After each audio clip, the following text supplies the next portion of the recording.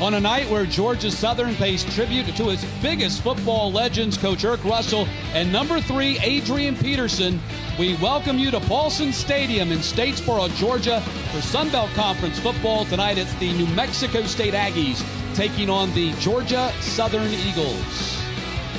And good evening, I'm Matt Stewart, joined by former Penn State star and 12-year NFL defensive end Tyoka Jackson. Tyoka, New Mexico State 0-2 in the conference. They've been close. Just got to figure out how to close out some of these close games and get a win, while Georgia Southern just trying to get a win. They're 0-4. It's their worst start since 1941. Yeah, New Mexico State really gets off to good starts, but is struggling finishing the games, and it's just the opposite for Georgia Southern. They get off to horrible starts, and it's hard for them to come back running this option offense. Well, both quarterbacks taking center stage here tonight. Two very different quarterbacks for the Eagles. It's Shai Werts, and for the Aggies, it's Tyler Rogers. Yeah, these two quarterbacks hold the keys for the respective offenses, but they're driving vastly different cars. New Mexico State's fifth-year senior Tyler Rogers does his damage through the air. He is number 2 in the nation in passing yards and is making his case as the greatest QB in Aggie history. He's got a deep group of receivers and an excellent pair of all-purpose backs. Meanwhile, Georgia Southern quarterback Shai Werts started the first game of the season versus Auburn. He became the 3rd freshman quarterback in Eagle history to do that. And he's a big-time athlete who's a nightmare in space. Now, he's still learning the nuances of the quarterback position on the fly, but the future for he and this extremely young offense is super, super bright. It's the Eagles and the Aggies. New Mexico State's aggressive defense led by Terrell Hanks trying to slow down Georgia Southern's option offense. Opening kick is coming up next.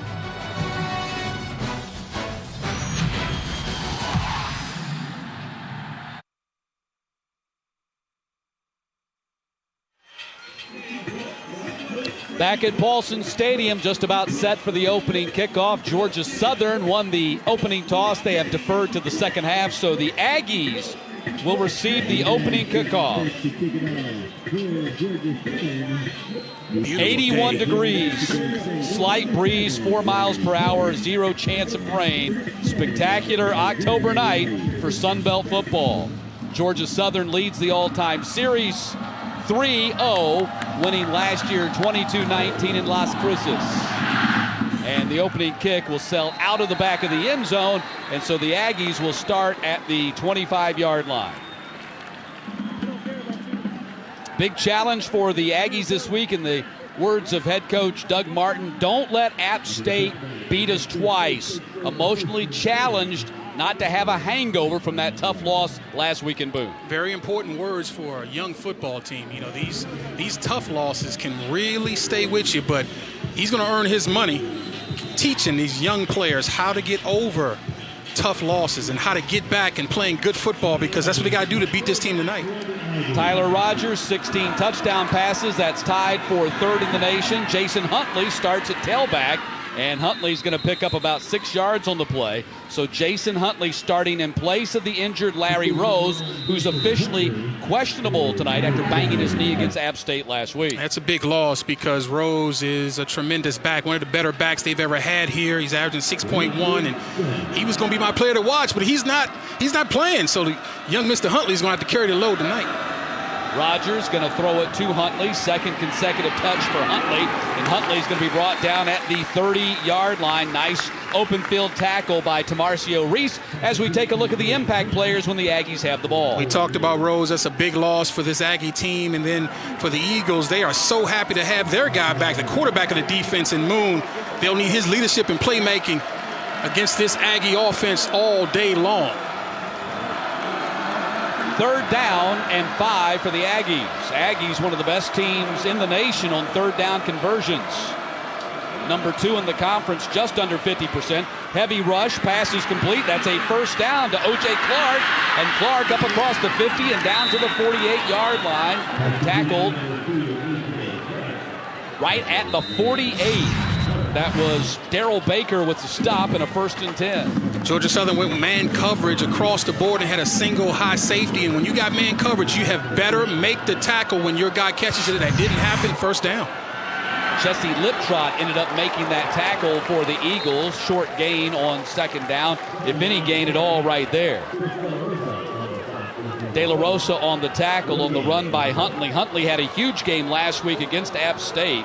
81 yards rushing, 3 catches for 111, including a 61-yard catch and run against the Mountaineers. Well, he's very explosive. He's the fastest player on his Aggie team, and so they're losing not a whole lot with him starting in place of Rose. Second down, Rogers fires, and Kramer gets jacked up by Tamarcio Reese at the 44, and a flag comes out. We might have our first look at a targeting call here early in this ball game. And it's so interesting. We talked about this pregame. The targeting rule is one of the toughest calls for the officials. It's happening all over college football as they try to clean up the physicality in this game, and it's tough because as a defender, physicality is a part of what you do. The pass was incomplete.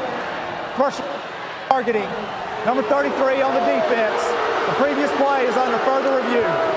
Ted Pitts is our referee. You heard the call from him, targeting. That means that our replay official, Bill Merritt, will be taking a look at this in the booth.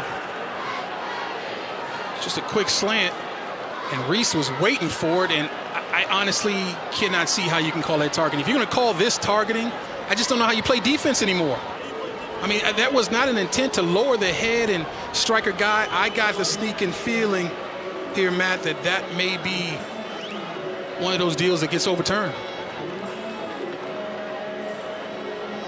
I mean, that's a bang-bang play. It's tough to play defense nowadays. I mean, my day, that's a beautiful hit.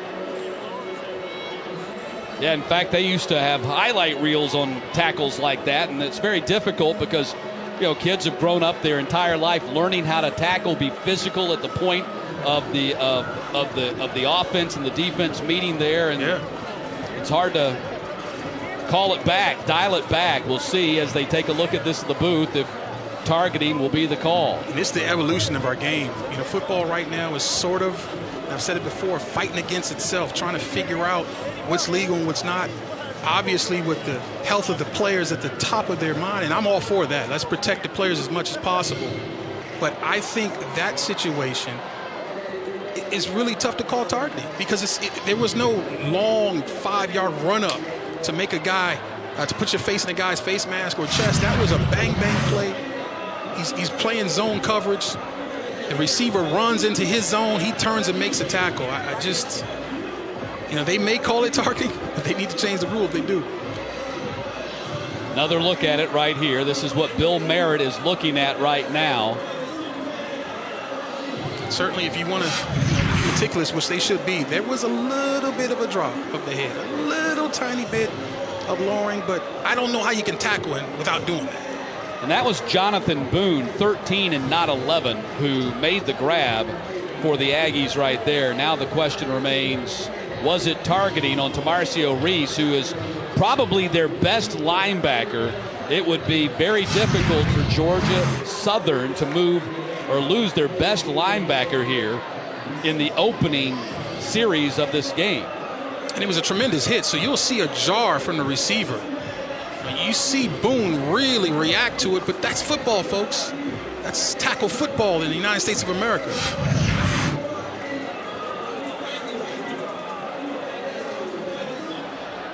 After further review, the ruling on the field stands. Targeting. Number 33 has been disqualified from the game. 1st and 10.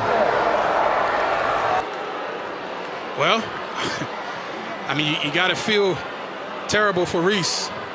You got to feel terrible for Georgia Southern. I mean, that's, man, I'm really at a loss for words, and that's not easy to get me at a loss for words, but I just don't know how you can play defense if you're going to call that sort of hit in zone coverage and a bang-bang play. But they did, and next man up, got to move on.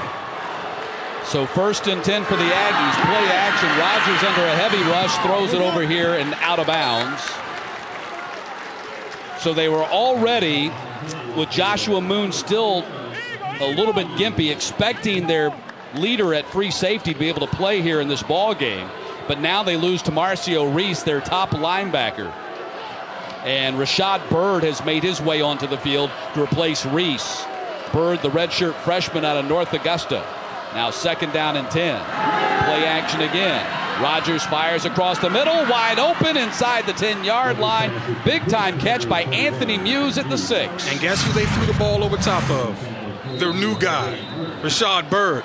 Zone coverage again, and Bird's got to get better depth. That's an easy throw and catch behind the linebacker and in front of the safety. And if you allow Tyler Rogers a clean look from the pocket, with an open receiver over the middle, he won't miss him. He's just too good. First and goal to go from the 5. Great job by Rodgers to recognize the new player on the field and take advantage of it. Rodgers on the keeper, going to get into the end zone and score. So Rodgers takes it in from 5 yards out, and the Aggies score in the opening 2.5 minutes to take the 6-0 lead. Basic read option, assignment football, you option the option team, and great job by Rodgers making the right decision, and there's a missed tackle. That was De La Rosa who whiffed on him in the backfield, had a chance to drop him for a loss. Instead, Rodgers takes it in for the touchdown, his 5th rushing touchdown of the season, as Dylan Brown is on for the PAT. Kramer holds, and Brown puts it through, and the Aggies have taken a 7-0 lead. An 8-play, 75-yard drive. Tyler Rodgers takes it in for 6, and the Aggies have the early lead here in Statesboro. Back in Statesboro, Georgia, where New Mexico State has taken a 7-0 lead on Georgia Southern. Tioka, what happened on this touchdown run? Well, we were going to talk about one of the keys for the Aggie defense being assignment football, but you're going to see a missed assignment right now by Chris De La Rosa. He's got the quarterback. The dive is taken by the defensive back. He decides to go for the dive. One half step of hesitation is all it takes. And then the quarterback's outside and out the gate and scoring a touchdown. You have got to get your assignment, go get your guy. If you hesitate, as I will talk about later, you will get burned. Eagles wearing their Irk Russell Classic uniforms, the gray with the blue piping down the sideline and the gold stripe as well. And the kickoff is going to be taken at the 9-yard line. Miles Campbell comes to the near side, and Campbell still on his feet, and Campbell finally driven out of bounds by Dalton Harrington at the 34-yard line. You'll notice as part of the tribute tonight, every one of the Georgia Southern football players wearing the number 3 on their helmet. That's in honor of former running back Adrian Peterson, who's been inducted into the College Football Hall of Fame. Very short kickoff and great blocking at the point of attack, and just really good picking up the hole by Campbell, and he decides to go towards the left sidelines and pick up additional yardage, and that's a good starting position for this Georgia Southern offense. Here's Shai Wertz, the redshirt freshman quarterback for the Eagles, making his 5th career start. He's gotten better every week on a 100-plus rushing game in the last game against Arkansas State. Wesley Fields with the first carry of the ball game, and Fields is going to be dropped at the 34-yard line. Picked up only 1 on the play as Javon Ferguson, starting at linebacker instead of Famasino, made the tackle. You're going to see a heavy dose of option out of this spread attack. They spread you out to create natural passing and running lanes, though, but they want to run the football. That's what this offense is all about, running the football through these open lanes. So 2nd down and 9. The Eagles have manned down on their offensive line tonight. They run the option. They pitch to Fields. Fields got room. Fields up to the 48-yard line. Big game for Fields right there. Ferguson makes the tackle. But that's a first down for the Eagles.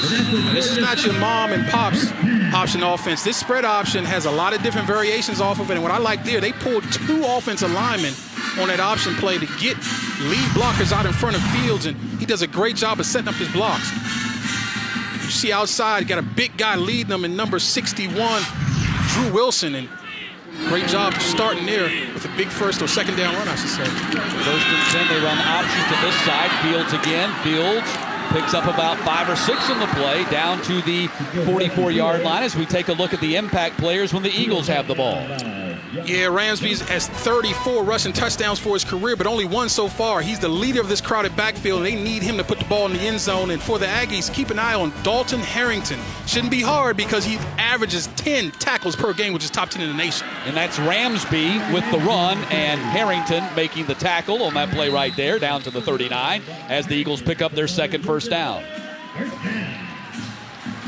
It's going to be a big key to this game all day. Can the Eagles stay on schedule, get positive yards on 1st and 2nd down? It's going to be huge. They are not a throwing football team. They want to throw when you think they're going to run. But if you get them in passing situations, it's a horrible situation for them. They need positive yards on 1st and 2nd down.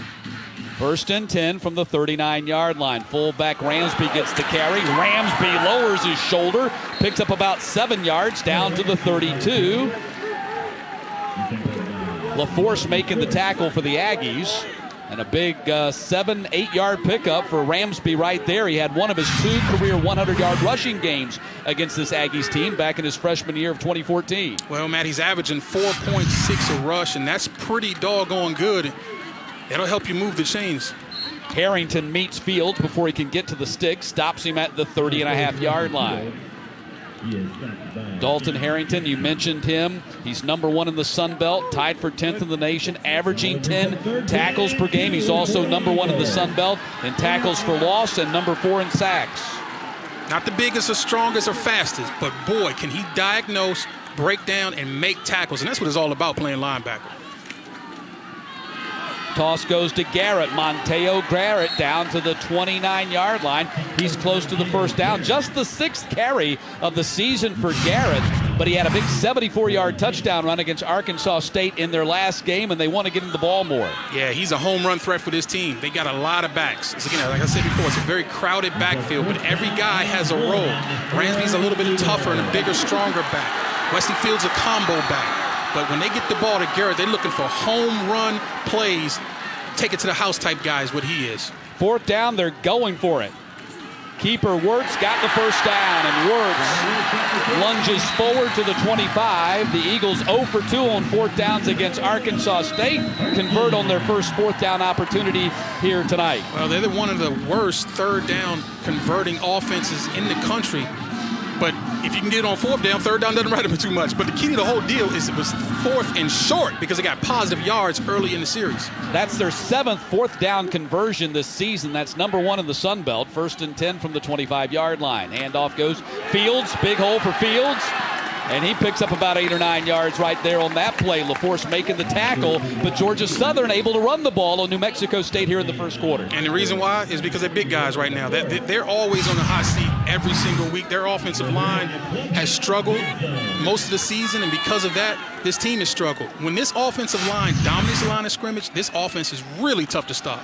Garrett on the carry, and Garrett down to the 14, and that'll be a first down or close to it. Tommy Boynton, their starting left tackle, not available here tonight. He's out with an injury. Ryan Northrup moves over from left guard and starts for him at left tackle, and Jake Edwards moves up and starts for Northrup at left guard. Now, if you're the Aggie defense, you've got backup linemen starting this game. That defensive line needs to step up and come alive here. They're getting whipped early. They need to do something about it.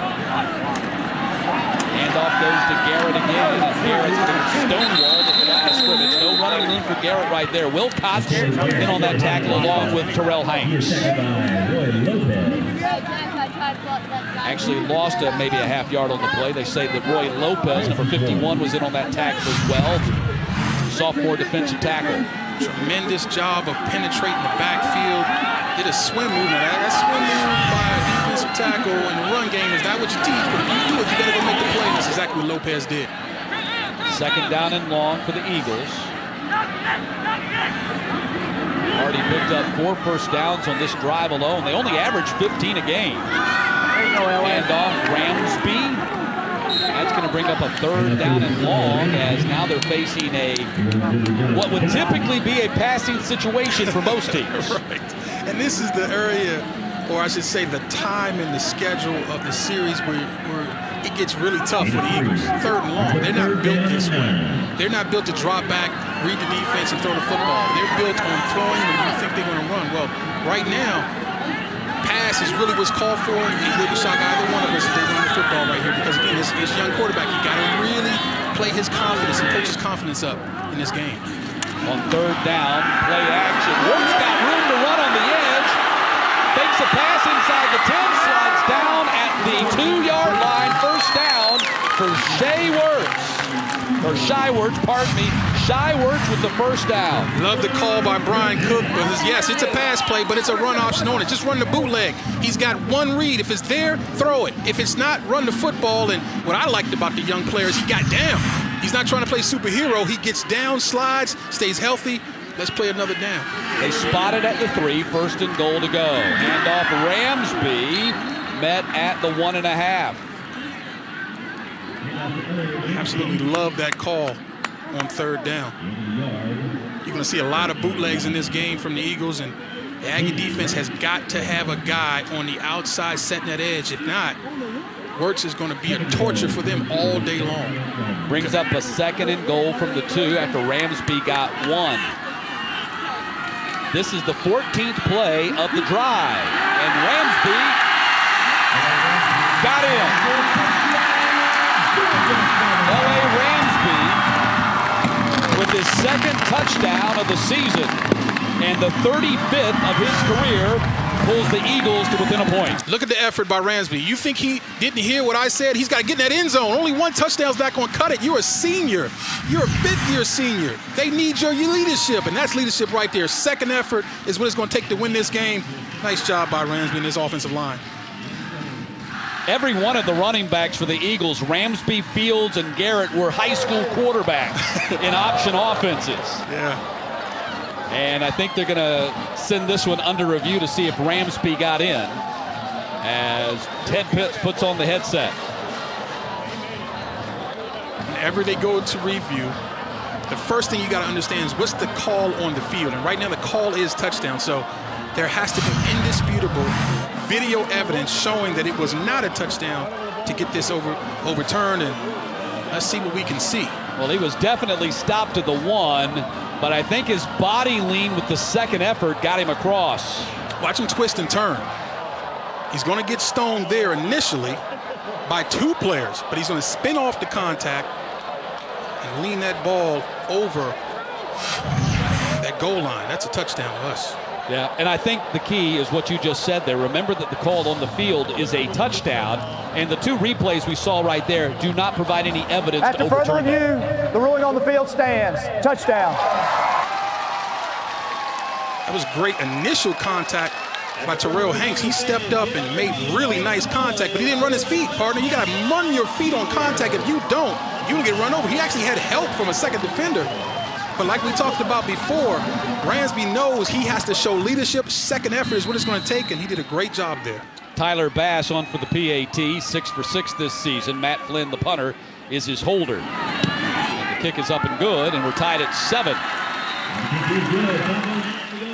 15-play, 67-yard drive took more than 7 minutes. That's quintessential Georgia Southern option offense. We're tied at 7 in the 5 minutes to play here in the first quarter. Matt Stewart along with Tyoka Jackson. We're tied at 7 in the Sun Belt Tilt. Both these teams looking for their first conference win of the year. The Eagles looking for their first overall win. That was a 15-play, 67-yard drive, 32 of the yards in the drive belonging to Wesley Fields.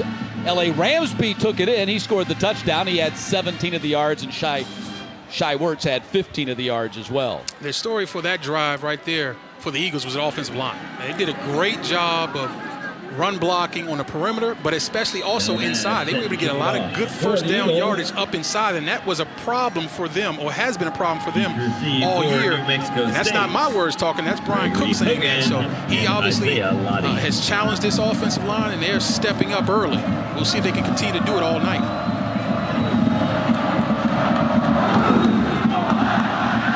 Kick is going to be taken 5 yards deep by Gregory Hogan. He will not return it. So the Aggies will come out to the 25-yard line. Let's take a look at the keys to the game when the Aggies have the ball. New Mexico State needs to get out to an early lead because it's hard for an option quarterback and an option offense to come back from a deficit. And defensively, for the Eagles, if the Eagles defense can make the Aggies one-dimensional, there should be plenty of opportunities to make Tyler Rogers force the ball downfield. We know they can turn him over because Rogers turned it over, 6 times last week? And so the key is it can't be two-dimensional. If you can run it and throw it, you got problems. If they stop this run and rush Rogers, they can have some success.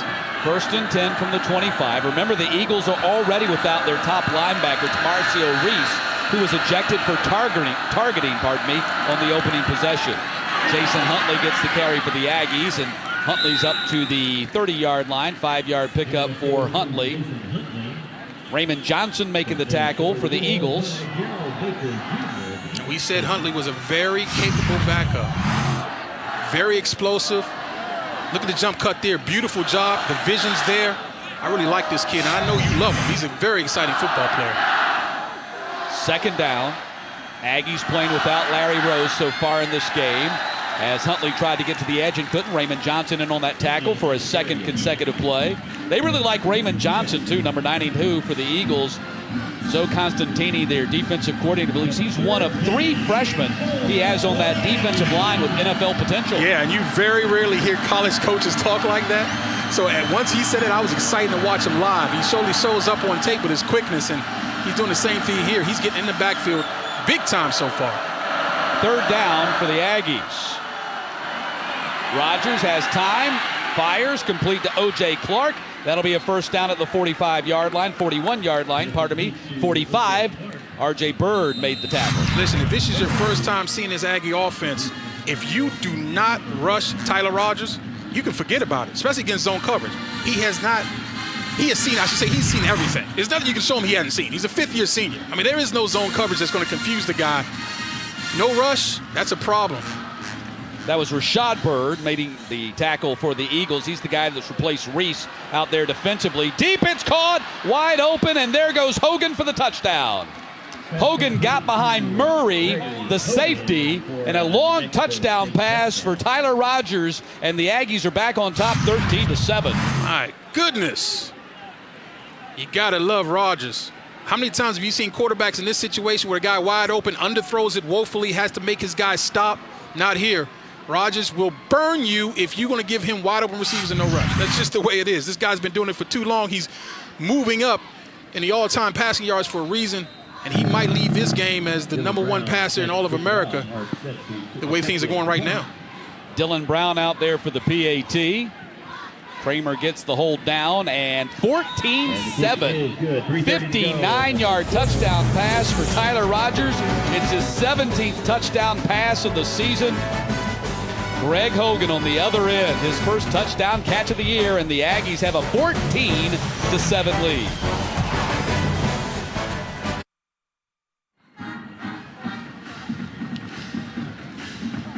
Back in Statesboro, 3.5 minutes to play in the first quarter. We've had 3 possessions, 3 touchdowns. New Mexico State on top, 14-7. Here's the 59-yard touchdown pass. Yeah, this is the anatomy of a long touchdown pass. Watch the safety on the far hash up top of your screen. He's going to get him back on and stop there.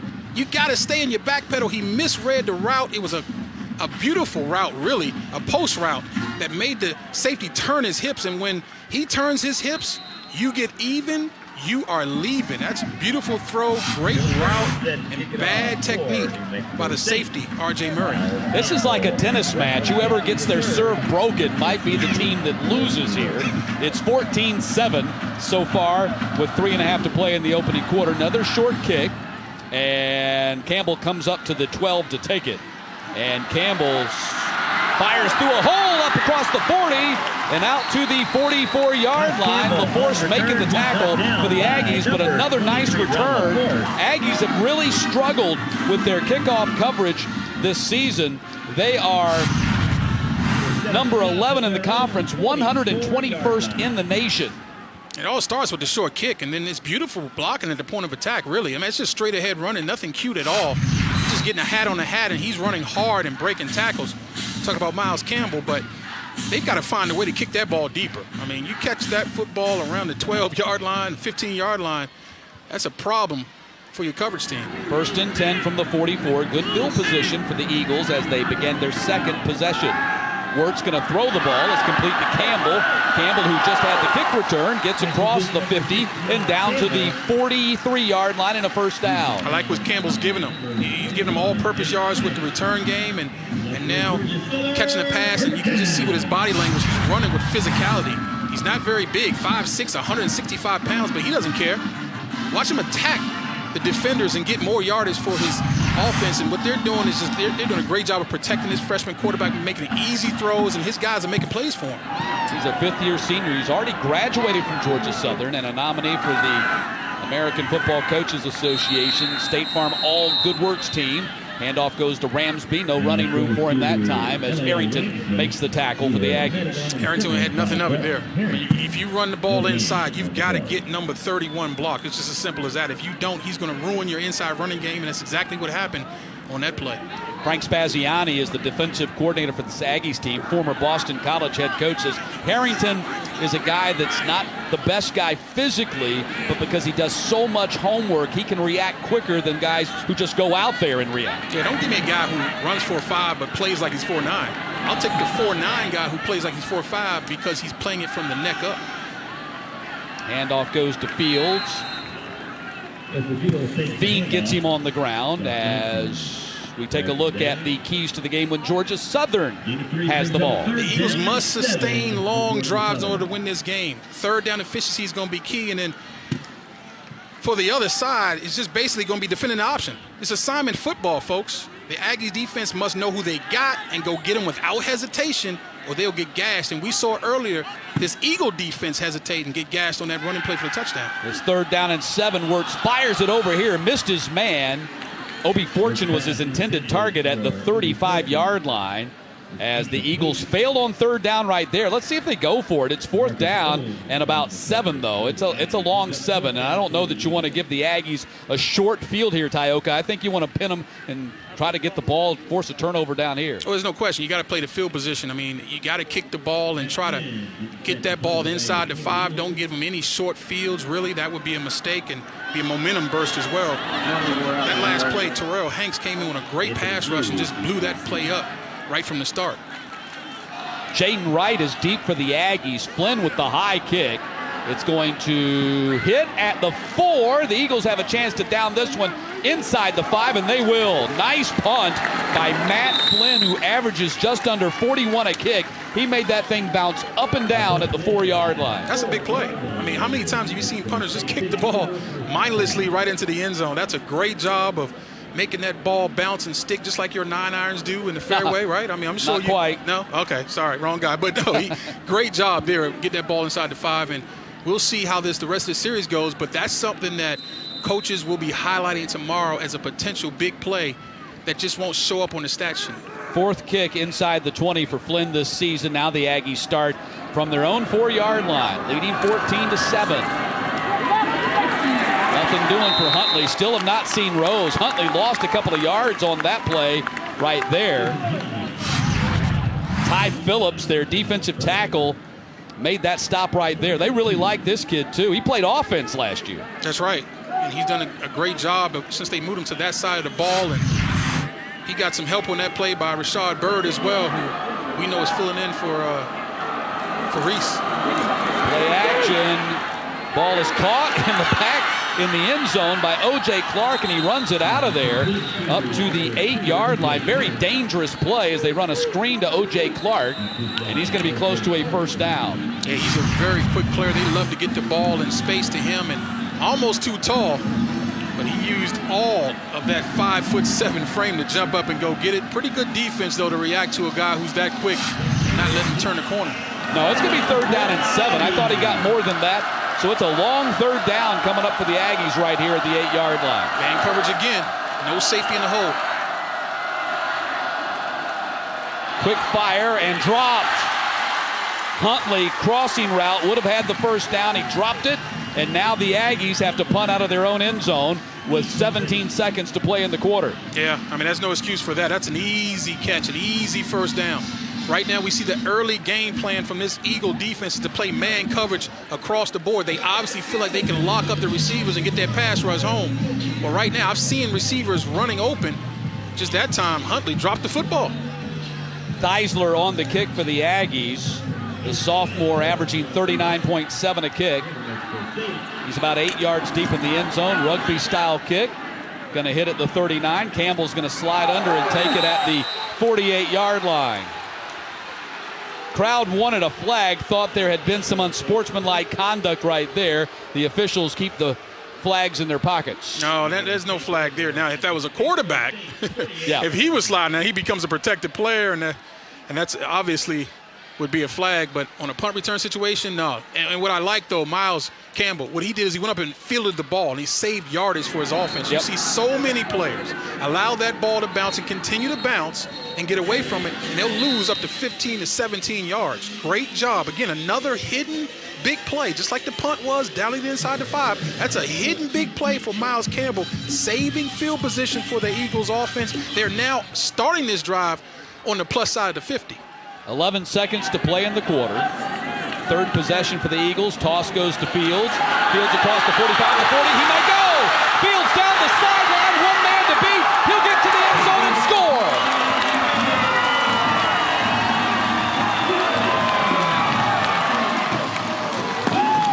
Perimeter blocking. You can't say enough how important it is on option teams, the perimeter blocking. Look at the blocks outside. And right now, you don't have a guy to touch the running back. That's as easy as it gets for Fields. There's nobody to touch him. He's looking for guys to make moves, but there's nobody free because the offensive line, but more importantly, the perimeter blocking by Ellis Richardson, the tight end, and the wide receivers, Campbell and Fortin, was beautiful. Great execution right there on a lead option play for the Eagles. 48-yard touchdown run. Bass with the PAT. And with 1.1 seconds left in the quarter, we're tied at 14. And the funny thing was he was looking for defenders after the touchdown. He ran for about another 30 in the end zone to the sidelines. He was looking for somebody to make a cut on. And that was just too easy. And Tioka, you made a great point. Great perimeter blocking. And that's what the wide receivers do most of in this Georgia Southern offense. Not a lot of receptions, but a lot of blocking out on the edge. Number 9, Obi Fortune, threw a big block for him to key the final burst to the outside. A 48-yard touchdown run for Wesley Fields, and we're tied at 14. That's the type of play that will end up on the coach's tape when high school players or high school coaching staffs come in and try to learn how this Georgia Southern spread option is supposed to run. That will be on the coach's tape because that was just a thing of beauty. A hat on the hat, no defenders getting off. You got to get off blocks. It's okay to get blocked initially, but you can't stay blocked. It's like Velcro's on the jersey. And there's nobody to make a move on. Wesley Fields is like, somebody's got to come get me. I'm just going to keep running. And he continues to run. That's 20. That's 25. That's another 30 yards right there. Another strong kick by Bass, non-returnable, so we'll have 1.1 seconds to play in the quarter as the Aggies bring it out to the 25-yard line.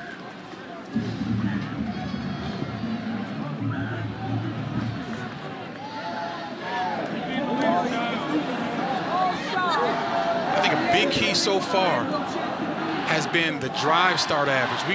We're going to have to look and do some research on what the average start is for each one of these teams because you got one kicker kicking the ball in the end zone, you got another kicker kicking it to the 12 or 15-yard line, and that makes a tremendous difference. We also have seen great execution in the punt game for the Eagles.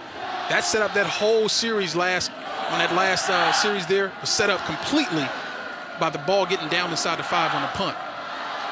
Rogers on the final play of the first quarter. Fires out here to Huntley. Nice open field tackle by Jesse Liptrot on the final play of the quarter. Beautiful. Got to tackle the outside leg and against a really good football player, too. We know Huntley is the king in space. And that is the end of the first quarter. What a first quarter. 270 yards of total offense for these two teams combined. 14-14 here in Statesboro as we head to the second.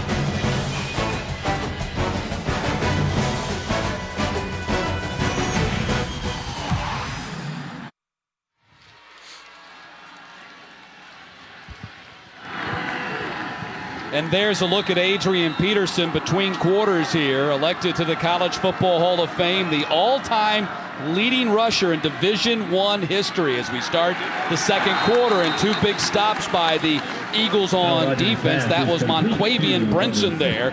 Back-to-back stops behind the line of scrimmage, and now it's third down and long. But you had a chance to play against Adrian Peterson in the league. I did. Very good football player. Could do it all, really, in terms of running, catch the ball, would block, play fullback, was an excellent special teams player. He's a guy that got all the talent out of his body. A lot of players with more talent, less successful because it just didn't work as hard as Mr. Peterson did. And he'll visit with us at halftime. Third down and long. Rogers being chased out of the pocket by Johnson. Johnson got him on the sideline. There's Raymond Johnson again. We've already called his name a number of times here in the first half, and he got himself close to a sack. They will count that as a sack. And just Johnson, guys, only a freshman. Watch the closing speed. I mean, that right there is really what you're looking for from an NFL-type prospect. There's a lot of players who have great technique, but when it's time to turn and run, they can't run like that. And that, folks, is a guy who might be playing on Sundays down the road, but just a freshman.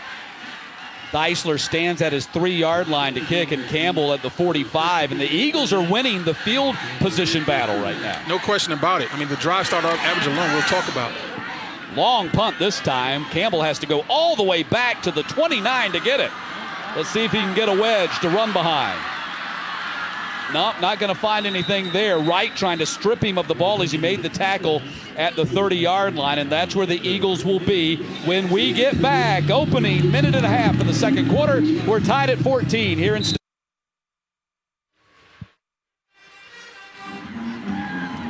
Back in Statesboro, Matt Stewart along with Tyoka Jackson as Georgia Southern gets ready to go back on offense at the 32-yard line. But they've had really good field position in this game, and that's a big reason why we're tied at 14. No question. In the first quarter, Georgia Southern's average start was the 43-yard line, and New Mexico State was the 20. Now, that's a stat that most average fans wouldn't understand and wouldn't know to think about. But I'm telling you, the drive start average sets the entire complexion, not only for each series, but the entire game. If you can start near the 50, it's a whole different ball game for the offensive coordinator to call plays.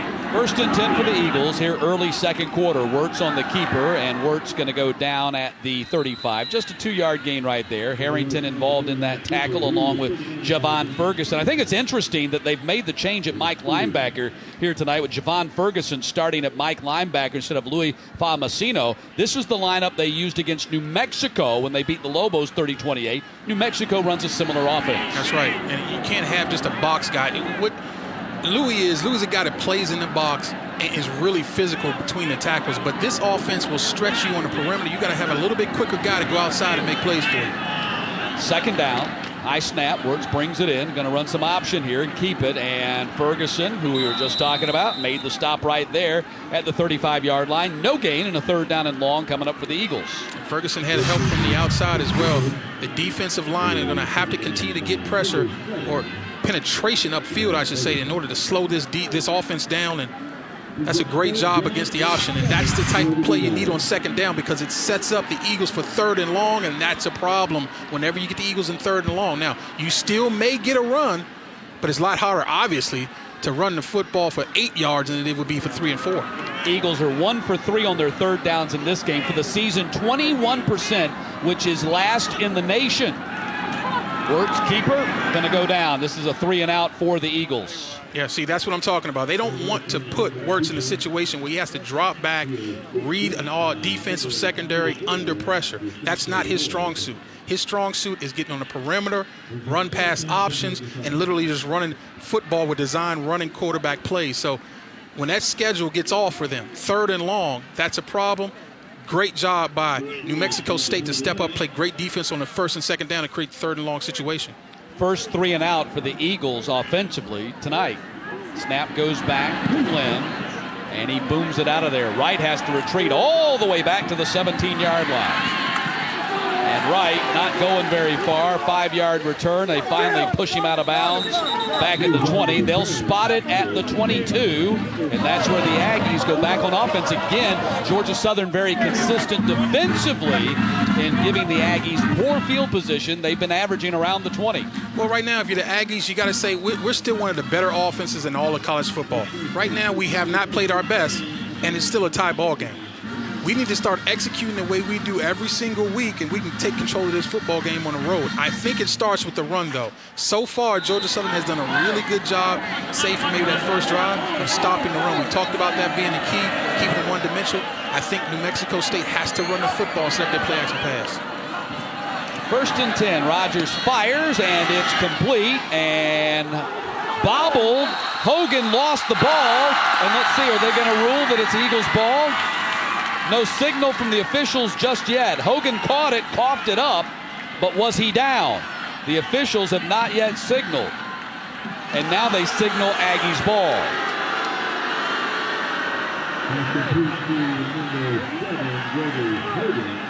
So Hogan apparently made the catch, much to the dislike of this Eagles crowd. You'll take another look at it right here. And now it's going to go under review.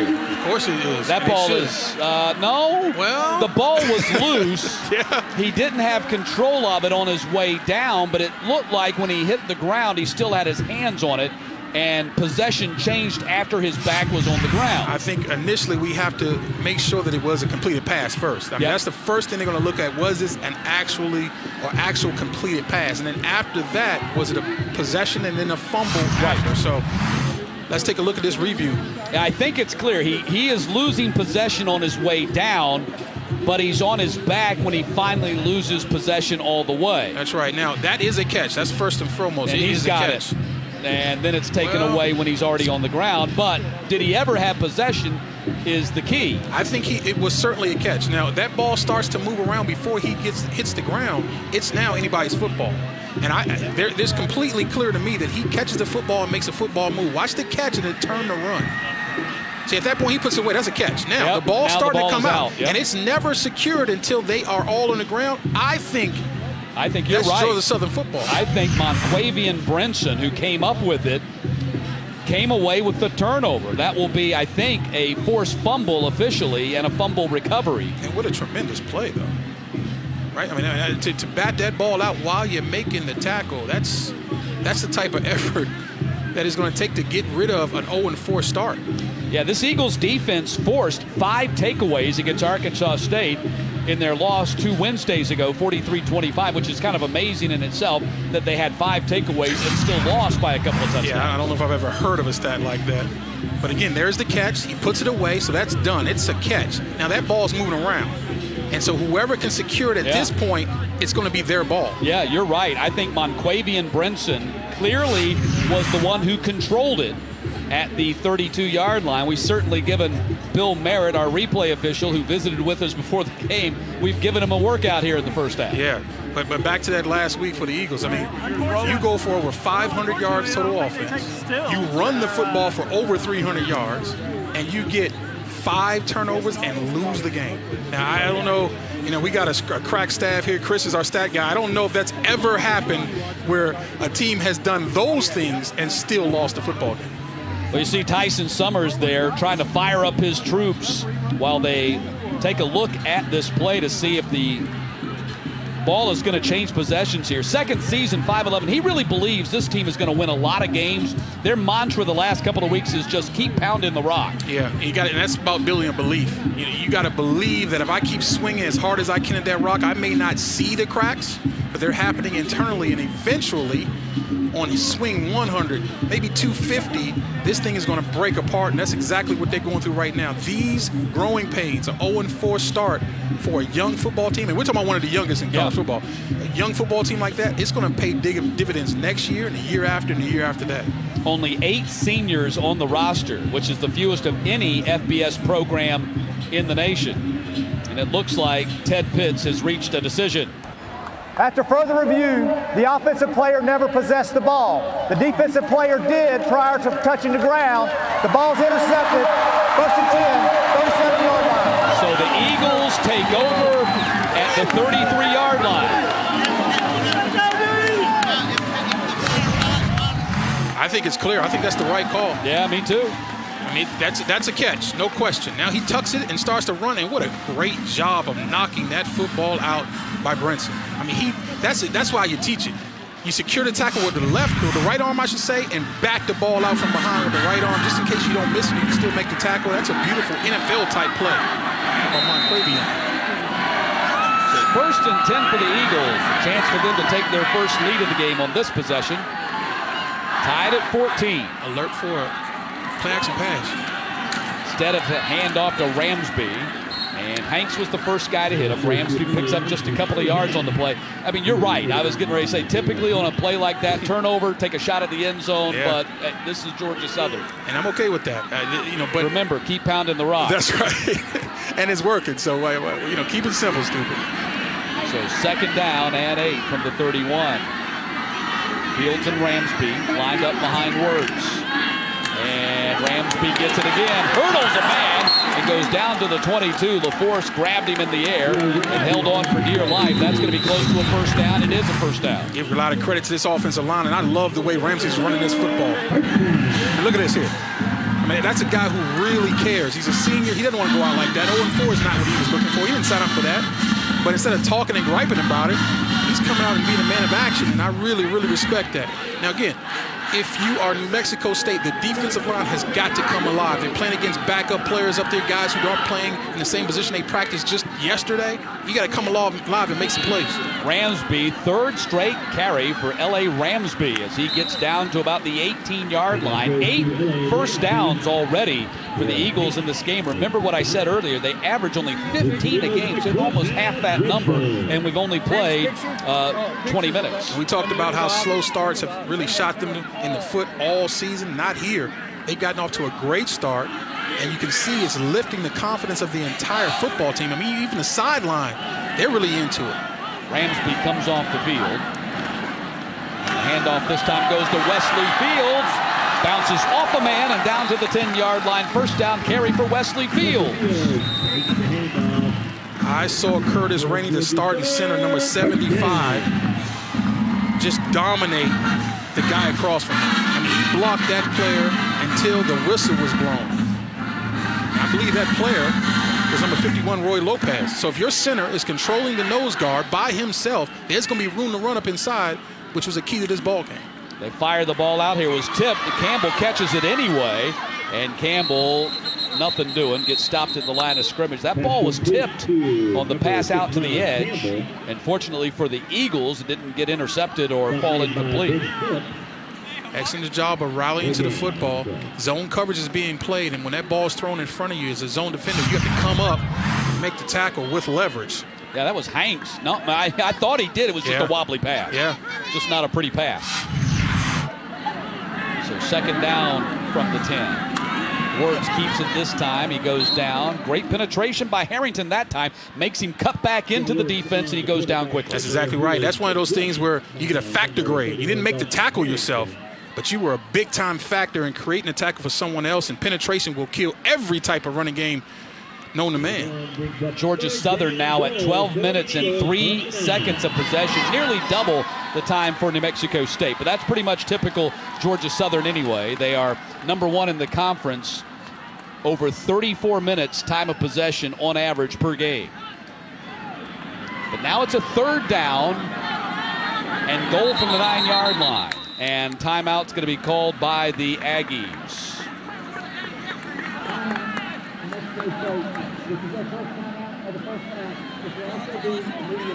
So we'll take a timeout as well. It'll be third down and goal from the 9 for the Eagles. When we get back, they're trying to grab their first lead of the game. Big third down for the Georgia Southern Eagles. They have it third and goal to go from the Aggies' 9-yard line in a tie ball game. Georgia Southern has not led in this game. They've been playing from behind since the opening possession. I think a big key is the fact that it's third and goal from the 9. No ability to get a first down. This has to get in the end zone or they're kicking the field goal. That makes a huge difference in terms of how this call is made. Ramsby and Fields line up behind Wirtz. Fields to his right. They run option, though they fake option. Wirtz in trouble, scrambles, goes down back at the 15-yard line. Ferguson makes the stop for the Aggies, and now it's going to be fourth down and a field goal situation for Georgia Southern. And like you said, Ferguson makes the stop, but Terrell Hanks made the play. I mean, if you remember on the earlier option play, or I should say bootleg play, there was nobody home when the quarterback turned the corner.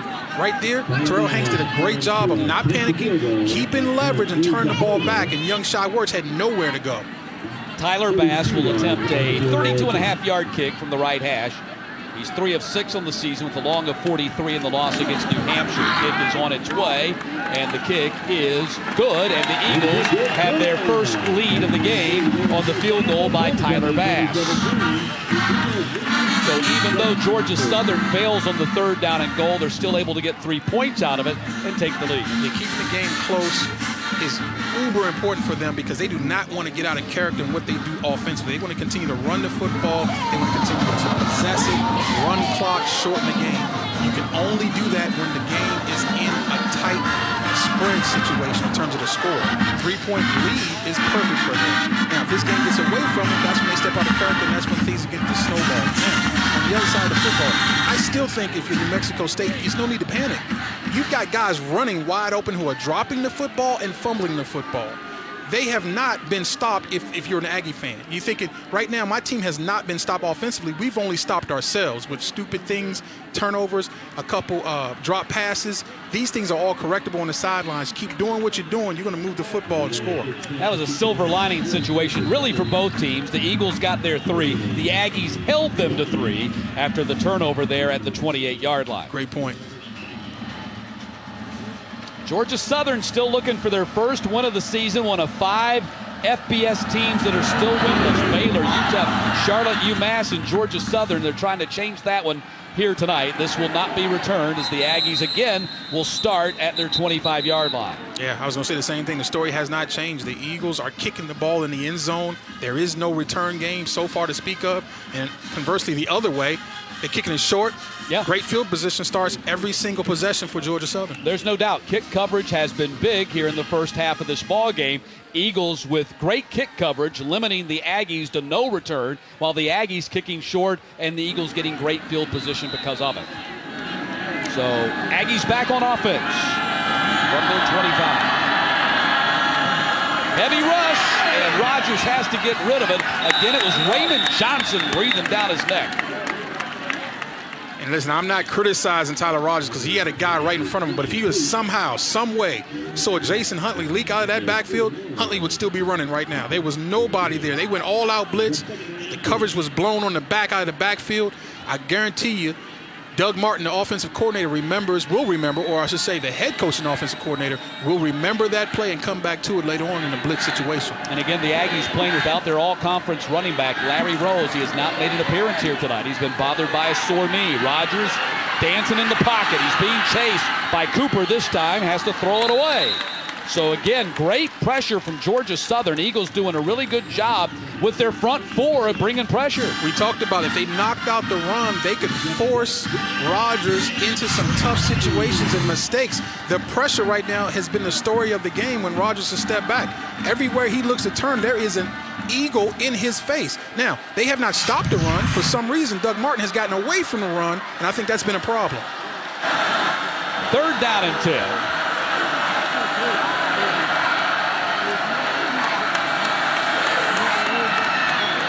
Again, heavy pressure off the edge. Rogers stands in there, fires downfield. That'll be a first down catch at the 39-yard line, and the first catch for Jaleel Scott in a couple of weeks. You'll remember last week at App State, early hip pointer, no factor in the game last week. That's his first catch here tonight. I think Scott got away with a push-off at the top of the route, and I'm not sure that this angle would show it to us, but when you see a DB falling down at the top of the route, asking for a flag, that's a good indication that those arms were extended and Scott created some separation with his arms. Illegally, down and 10, heavy pressure, and Rogers gets rid of it down the sideline.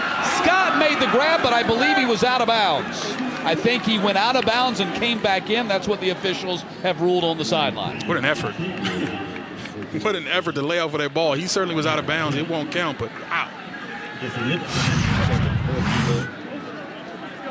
This is just a 50-50 ball, and Rogers has tremendous confidence in Scott, and why not? The guy can go get it, but clearly out of bounds. Still think Doug Martin needs to run the football. I mean, obviously, Rose being out, he doesn't want to get Huntley hurt. He obviously trusts Hunt. He's in almost every single play, doesn't want to wear him out, but they've got to run the football some.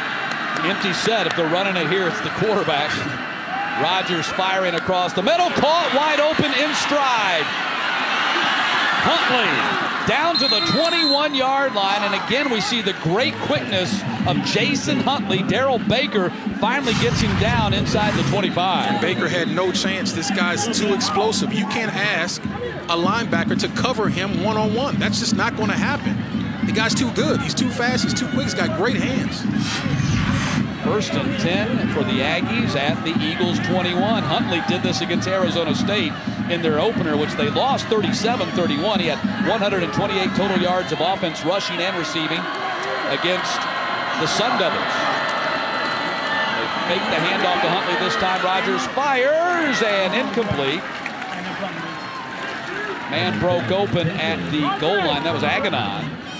And it's going to be 2nd down. I'm not sure why that wasn't completed because that ball looked to be pretty good. That ball was thrown between the corner and the safety. Aganon should have at least made a better play on it, as I could see from here. Aganon has only 7 catches on the year. Yeah, he's got to catch that. I mean, that's a touchdown easily. What a great ball from Rogers. I mean, he's got beautiful touch. If you don't rush this guy, he scans the field, gets his feet set, and delivers the ball, he's as good as anybody.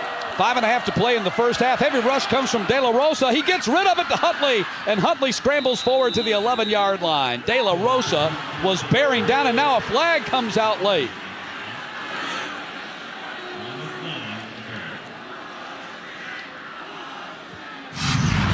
So this one's going to go against the Eagles after the play. Look at De La Rosa breathing down Rogers' neck, and Huntley able to keep his feet and get to the sticks. And then the late flag on Murray. Yeah, I think it was deserved too. He was on the ground rolling around. I mean, you got to lay off in that situation. I'm a defensive guy, and I'm all for the defense, but that's uncalled for. Personal foul, late hit with targeting. Number 2 on the defense. Half the distance to the goal. Wow. First down. Targeting the previous play is under further review. Late hit. Let's take a look. That could be devastating for the Eagles on the back end. Yeah, Huntley just flat runs away from Rashad Byrd. You're going to see the tackle is going to be, or the hit's going to be applied right there. Ooh. He didn't target with the helmet, but he did lead with the shoulder.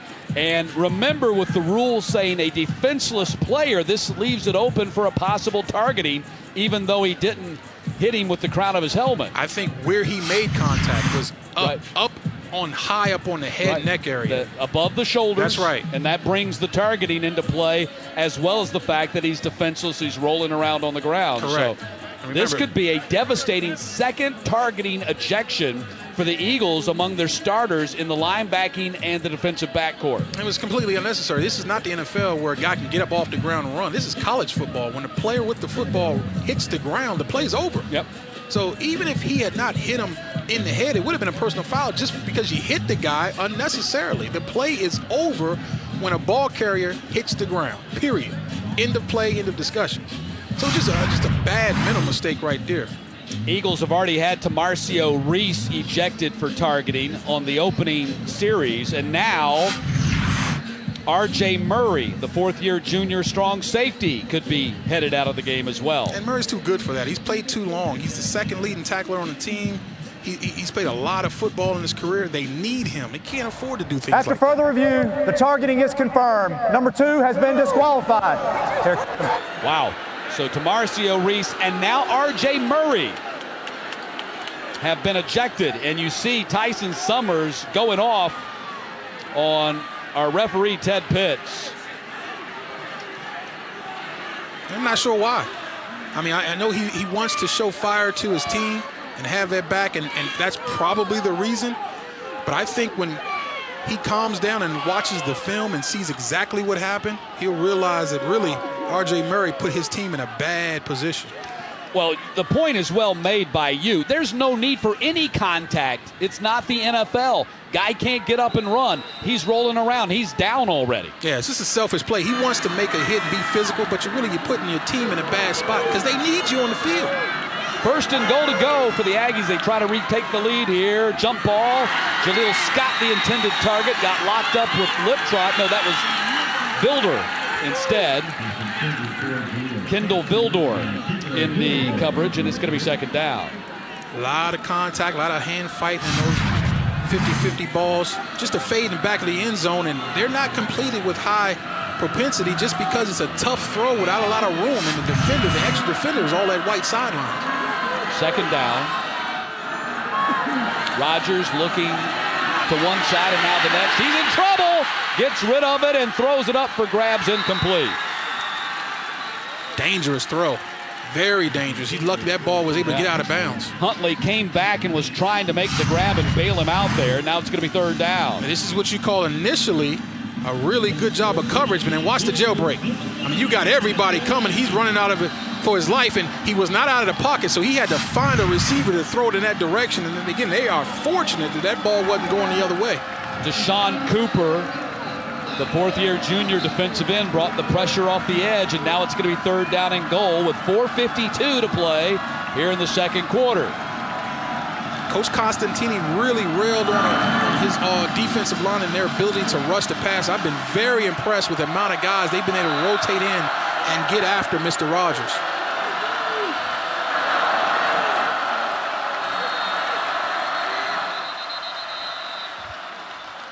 And a timeout called by the Eagles on 3rd down and goal. So Georgia Southern has come up with 2 big plays defensively after that second targeting call led to the ejection of R.J. Murray, and kind of trying to come up with a 3rd one right here, calling a timeout. Done a really good job, though, as you just pointed out a few moments ago. Been able to put a lot of pressure on Tyler Rogers. We'll take a timeout as the Eagles take a timeout to talk things over here. Big play coming up when we get back. Beautiful October night here in Statesboro, Georgia. Eagles leading New Mexico State 17-14. 3rd and goal coming up for the Aggies from the 5-yard line. This is just the second Saturday home game for the Eagles in the last 392 days. That's crazy, right? I mean, Coach Tyson Summers talked about this is the start of some normalcy back in this program in terms of being able to play on Saturdays, getting a couple home games, have normal schedules between games. The hurricane season really got in the way of how they were doing things, and it's taking its toll. But right now, they're home, they're feeling good, they're playing well, and it's homecoming, baby. Big 3rd down right here from the 5-yard line. Again, pressure coming. Might have been a hold right there. Ball up for grabs. It's caught by Jaleel Scott in the end zone for the touchdown. What a route.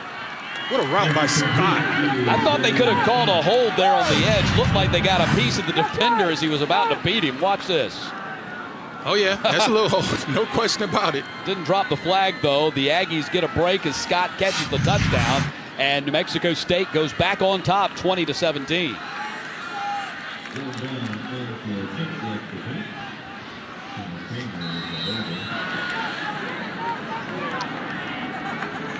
Dylan Brown will try to give him a 4-point lead, and he does.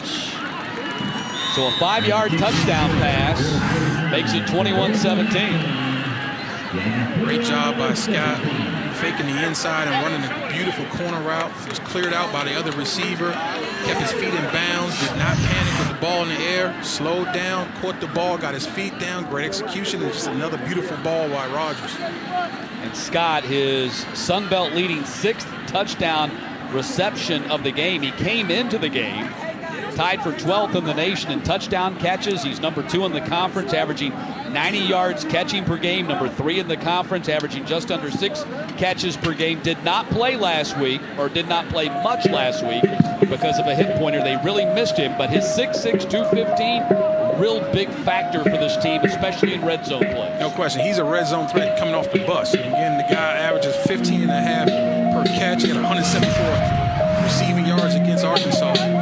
They lined him up in the slot, and he crossed the receivers. No need for a pick there. He just ran a beautiful route, stemmed him to the inside, broke out. Again, ball put where it needed to be so he didn't run out of real estate. You see a lot of times quarterbacks throw that ball too far out, and then the defender becomes the sidelines. Not in that case. Rogers continues to impress. Again, short kick. It's going to be taken at the 30-yard line. To the outside, room to run. Across the 50, across the 30. He might go. Touchdown, Georgia Southern. Dexter Clark. They tried to kick it short. Dexter Clark, one of the blocking backs up front, took it 70 yards. Oh my. You go pooch punt or pooch kick for this very reason. Usually the upbacks are not interested in breaking the ball outside, but we've got greedy football players and wearing blue, and I love it. He says, I'm not running where all the guys are. I'm taking it where the open grass is. Dexter Carter out of nearby Jacksonville with the 70-yard kickoff return for touchdown, and the Eagles are back up by 3. Wow, you talk about backfiring. So your thought process is this: let's don't kick it to Campbell because he's been killing us. We'll kick it to one of the blocking backs up front at the 30-yard line.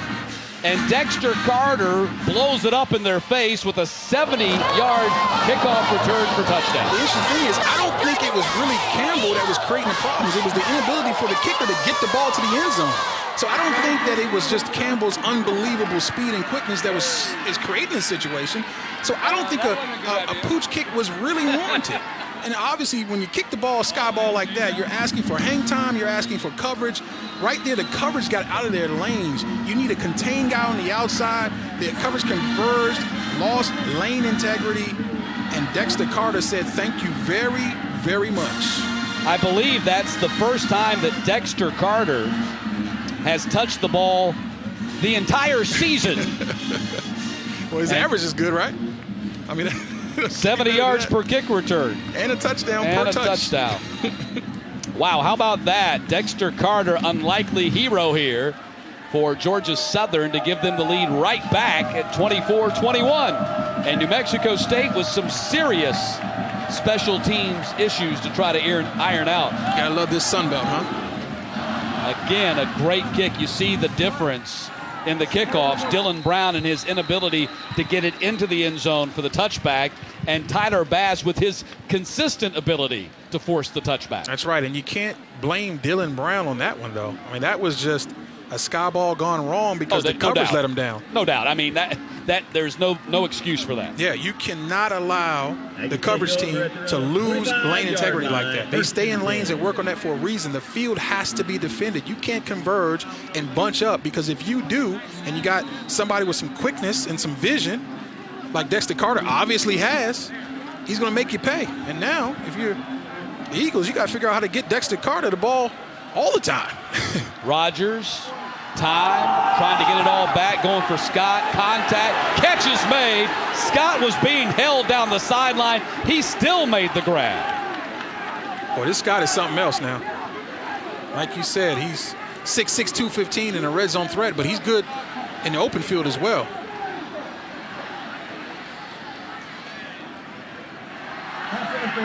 Defense. 15-yard penalty, automatic, first down. I'm not sure what the Georgia Southern fans are upset about, except that the Eagles are their team. He was clearly being held down the sideline by Vildor. There's a lot of contact on both sides, man. And, I mean, I think that Summers is talking about both guys have the ability to fight for that ball, and you're going to see Jaleel Scott has his hands all over the DB as well. I mean, I don't know. I don't know there. That looks like a play-on situation there, or maybe offense. You see the DB fall backwards. Jaleel Scott, who we saw earlier, push off at the top of a route. He likes to get handsy in his routes. He's a very physical football player, and you love that. But that's a tough call for the defense. So the ball's at the 40 after the penalty. It was not ruled a catch. They take the penalty here at the 40-yard line because he was out of bounds. Rogers fires to the outside and quickly slung to the ground by Brenton. O.J. Clark with the catch. Just a 2-yard gain. Monquavian Brenton, who had the interception/fumble recovery to set up the Eagles' field goal earlier in this quarter, making the tackle right there. Tyler Rogers again under pressure, makes a nice throw with a man in his face, and Monquavian Brenton blows it up just for a short gain. 2nd down and 7, 4 minutes to play in the half. Up top, far sideline, man open and incomplete, could not bring it in. That was Connor Kramer, the intended target, a former quarterback here for the Aggies. They moved a wide receiver back in the spring. That time the offensive line picked up the stunt up front and gave a beautiful pocket to Rogers, and usually he'll make you pay just a little bit out of the reach of Connor Kramer. But it's clear to me that Doug Martin has decided to abandon the run altogether and feels like he can win this football by throwing it every play. Again, no Larry Rose tonight. He's the number 4 rusher in the conference, had a 1,600-yard rushing season 2 years ago as a sophomore. Heavy rush, De La Rosa came unabated. Passes complete to Muse. Muse makes a couple men miss and then sprints forward down to the 28-yard line. Poor tackling there by the Eagles. Excuse me, Matt. Zoe Costantini decided to drive up the blitz, and I don't know why you would draw up a blitz because the front floor is doing it by themselves, and when they've blitzed, you've seen open receivers running, and that's a problem for that secondary. great job, like you said, of open field running, but I would stay away from the blitz and allow my front four to get after Rodgers. 1st and 10 from the 29-yard line. Rodgers going across. Incomplete. Muse, who just made the last catch, was the intended target that time. And you saw on that catch by Muse, you saw number 22, Joshua Moon, in the defensive backfield for the Eagles. He's one of their best defensive backs, but it clearly looks like he's not 100% because he got faked out badly on that play. Didn't seem like he had a lot of mobility. Well, and if he did, he didn't look like he did on that play because Muse made him pay. The Joshua Moon, the junior out of Fairburn, and Constantini told us this was a big deal to be getting Moon back this week. He got hurt in that Auburn game, and he has not been really 100% the entire season. Rodgers, heavy rush, steps up, he's in trouble, gets away with it. Throws on the run, back across, looking in the middle for Huntley, incomplete. You ever want to throw back across your body into the middle of the field, so they're lucky that didn't work. But Tyler Rodgers is not a scrambling quarterback, but what he does, he slides in the pocket. Look at the pocket presence. That's beautiful right there. His eyes remain downfield. I don't need a runner. I need a guy who can work the pocket, extend the play, and find the open man. Really, again, continue to be impressed by Rodgers. I knew he was really good just watching him on tape, but in person, he's been excellent. Over 8,500 yards passing for Rodgers. He's the number 2 all-time passer in Aggies history. Will the Eagles bleed the blitz on 3rd down again? 3rd down, and timeout called by Georgia Southern once again. They burn a timeout defensively, facing a big 3rd down conversion by the Aggies offense. Stops the clock with 3 minutes and 5 seconds to play here in the first half. Stick around. Coming up at halftime, we're going to talk to College Football Hall of Fame inductee Adrian Peterson. He's going to join us for halftime. We'll talk to him. They had a ceremony here between the end of the first and second quarter. The all-time leading rusher in Division I history, Adrian Peterson, with over 6,500 yards in his career. Let's take a look at the Sun Belt scoreboard. Games going on around the conference right now. Idaho jumped out to a 20-0 lead in that game. App State has come back to make it a touchdown game. That's in the 4th quarter. Out west, Arkansas State leading Coastal 7-0 in the first. Georgia State leading ULM 40-24. Of course, South Alabama beat Troy on Thursday night in a big upset. Yeah. I would not bling and blitz here. I would play coverage. Rodgers, time, now going to run it. Slips out of a tackle, and Rodgers down to the 19-yard line, close to a first down. Again, Eagles got a shot at the quarterback in the open field and couldn't get him on the ground. Well, Rodgers is trying to make a liar out of me. I said he's not a runner, but he sure looks like one right now. Great coverage downfield. I think bringing 4 was the right call, but you got to make the tackle. This guy wasn't looking to go down. He's trying to make the first down. 4th and less than a yard, and the Aggies are going to go for it.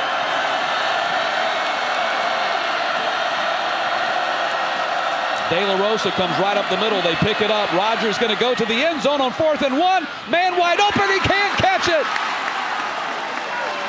Connor Kramer had a touchdown in his mitts and could not haul it in, and the ball goes over on downs. Eagles decide to blitz, and as it's been happening all day, man coverage is not working for him. Connor Kramer has struggled tonight. He's had a tough night because he's been open, has some opportunities to score touchdowns, and just haven't been able to come up with the football. What do you think about the call on 4th and less than a yard to go for the 6? I love it because this is who you are. The best player on your football team is Tyler Rodgers right now because Rose is out. The second best player is your receiver. Now, they went away from Jaleel Scott, but he still hit the right man. It just couldn't connect on it. What I like, though, is the attacking of the blitz. They know the Eagles are blitzing. Let's attack it by going downfield. Eagles back on offense. Met right at the line of scrimmage. No running room right there. You see the strip attempt by the Aggies on defense as Fields gets stonewalled the line. Of course, Fields had a close to 50-yard touchdown run earlier in this half. Brings up 2nd down and 10. And the clock will tick under 2 minutes before the Eagles snap it again. Really surprised the Eagles aren't even going slower than this. They don't want to give the ball back to this high-powered offense. Fields tries to get to the outside, and LaForce makes the tackle at the 27-yard line. Pickup of close to 7 on that play, even more than that. Going to spot it at the 28, brings up a 3rd down and 2. Great vision, puts his foot in the ground, bounces the ball to the outside. Ball security is an issue for every running back. He did a good job there of keeping that ball in his hands. 3rd down and short, bad snap, it's bobbled, and Fields has to get on top of it.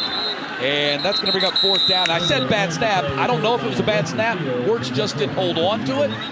And now it's going to be 4th down, and the Aggies will call a timeout here to try to get the ball back with some time on the clock. As they should. That's great coaching. Let's see what happened right here. Just mentioned ball security. He just bobbled a snap. It was good enough. He should have held on to that thing. Really just looked like he was trying to run the play before he had the ball. Yeah, when you play freshman players, you're going to get some great plays and you get some bad plays. That's what happens playing young players. Brian Cook said that to run this offense properly, a quarterback needs a ton of reps, live reps. As a backup player in spring and in summer camp, as a backup during the games, and this is this is something that Cy Wirtz has not been able to enjoy, the ability to be in an apprenticeship situation. He's learning on the job, he's learning on the fly, and he's going to make his ton of mistakes. Again, though, if you can just get through this year with some teachable moments and some big wins, the future of this guy, as he goes a sophomore and then a junior and senior, I think he's going to be a dynamite quarterback in his offense. Update from Moscow, Idaho. App State has come all the way back. A 45-yard touchdown pass from Taylor Lamb to Ike Lewis has tied the game at 20 with 10 minutes to play. Mexico State's going to get this ball back with just under a minute 20, and that's plenty of time for this offense. Wright calls fair catch and makes it with a man in his face. Wesley Kennedy right there on the punt coverage. And so the Aggies have it at the 41, 59 yards away from a touchdown, and certainly closer than that for field goal range with 1:14 to play in the half. We've seen a ton of blitzes from Georgia Southern. I think at this point you stay away from that. Right? These receivers are running away from your defensive backs when it's man coverage. I play cover 2 or quarters defense and just drop back these secondary men. Keep the ball in front of you. So Aggies back on offense, down 3. Rodgers fires across. That's Jaleel Scott. Long strides, gets to the 45. Upended by Freeman at the 45-yard line. That'll stop the clock, however, to move the chain. Great job again by running a crisp route. Catches the ball with his hands. You see that? No body catching from this kid. He is catching the ball with his hands. He's long, eating up garbage yards after the catch. You gotta love it. Clark in motion behind the line. Again, the Aggies playing without Larry Rose tonight. Rodgers fires to the far side, and Scott cannot come up with it this time. Brinson on the coverage, and it's going to be 2nd down. I think Brinson might have got away with a hold at the top of that route. I saw the receiver's body jerk back in an unnatural way. See if we can pick it up from the replay, but they don't throw the flag. It's great coverage.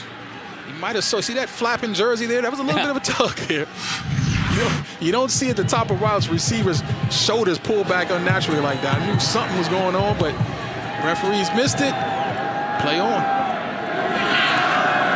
2nd down. Rodgers time, fires. That's Scott again, and Scott tackled at the 40-yard line. De La Rosa, the linebacker, timeout called by the Aggies. Stops the clock with 37 seconds, brings up 3rd down. That's exactly what a conservative zone coverage is supposed to do. The ball will be caught in front of you, but you come up and you put a hurting on the receiver, and he'll remember that for the rest of the game. He'll start looking across the middle when that ball is coming from now on, because he knows there's a guy lurking. His name is Chris De La Rosa. Well, Jaleel Scott, we did not see them able to go that way with him in the first quarter, but he's got 4 catches for 40 yards and a touchdown here in the second quarter, and it looks like they're starting to get him back in the mix offensively. 3rd and short, where Zoe Costantini resists the urge to bring pressure, because if he does, he is literally outmatched in the secondary. With all the injuries and the issues they have and guys missing, I just think bringing pressure here would be a mistake. Let's see what happens. 3rd down and 4. 37 seconds to play in the half. Aggies probably need at least another 15 yards to be field goal range. Heavy rush. Rogers throws. Ball up for grabs. Jaleel Scott, did he come up with it? And they're going to rule a catch for Scott inside the 15-yard line. What a catch by Jaleel Scott, stopping the clock with 30 seconds. Scott is one of the more physical receivers I've seen all year. He's getting held. He doesn't care. Look at him attack the football with his hands. I mean, that's Defense. beautiful. Offside. That penalty's declined. The catch is good. It'll be first down. There was also an offsides call on the Eagles, which the Aggies have declined. They still haven't set the change yet, and now the officials blow the whistle so they can set the chains. Now let's give a nod to this Aggie offensive line, though. They've held up. They continue to run stunts up front, bring blitzes every now and then, but they're rushing 4 lately, and they're getting blocked. Watch Scott. I mean, you're seeing right now why Scott is one of the best wide receivers, not just in the Sun Belt, but possibly in the nation. He's had his biggest games against the biggest opponents. He had a 9-catch, 174-yard game and a touchdown against Arkansas, and he had an 8-catch, 149 game and 2 touchdowns against Arizona State. This catch is under review. That's just a thing of beauty. That ball might have rolled out, boy. But I don't see any evidence on our replay to overturn the call of catch that was made on the field. That's right. Might isn't good enough, right? It has to be conclusive. It has to be undisputed, undeniable, because the call on the field was a catch. What I like is just the way he went up for that ball. Higher than everybody else. When you're 6'6", that's going to happen. Tyree on his helmet. That might be the one that does it right there on the super slow-mo. Yeah. Looks like that ball might have been out and on the ground. So if Bill Merritt, our replay official, is seeing what we just saw right there, they might bring this one back. Great job by our cameraman here. That was a great look at it. I'll tell you what, Bill Merritt's going to regret coming in here and talking, because that was the kiss of death. And we joked about 20. He's going to have 20 replays in the first half. Another look at it right there. You can't really tell on this one, but the other field level shot from the Georgia Southern sideline gave you a really good look at it. And I think that ball, this is the one right here. Now look and see. Do you think that ball ends up coming out of his hands and on the ground? After further review, the pass is incomplete. Yep, right there. And that's why it was ruled incomplete, because of that number 93 right there. So the ball's going to come way back. That 5 yards, and that's going to dramatically change things down for the Aggies, because they have no timeouts remaining, and the ball is going to be spotted back at the 39-yard line. Now, that also changes the situation. The Eagles were offsides on that play, and the Aggies should get the 5-yard mark off there, and they will. Now, I'd be remiss if I didn't mention how Monquavion Brinson fought for that ball. He went up and made that a really tough catch, and you got to give him credit for breaking up the pass, really. I mean, he fought all the way through, which is exactly what they teach DBs to do. Finish the play, because that ball can come out, squirt out at the end, and that's exactly what happened. Yeah, I think Brinson's played very well here tonight. Rogers throwing on the run. That's complete to Hogan. Hogan didn't get out of bounds. Why didn't he get out of bounds? Yeah, that's a mental mistake there. He was right next to the sideline. He's going to get the ball out of bounds. Yeah, step backwards, young man. And instead, they burned a lot of time here getting to the line. They're going to end up wasting about 7 or 8 seconds right there, because Hogan didn't just step backwards when he made the catch. And they got to burn it down by throwing the ball into the ground. That's just a mental error. Situational football, it gets practiced every single week towards the end of the week. 2-minute offense. I mean, my goodness. I mean, he was literally on the sideline. All he had to do was step backwards, and they would have had time to run another play. As it is, they're going to bring the field goal unit out now. Just think of how explosive this offense. One play is all it takes. You're right there. Just step out. And you got guys like Jaleel Scott and Tyler Rogers hooking up all night. One play is all you need, especially from this position in the field. So that's a big play. 44-yard attempt is on its way off the foot of Dylan Brown. It hits the upright.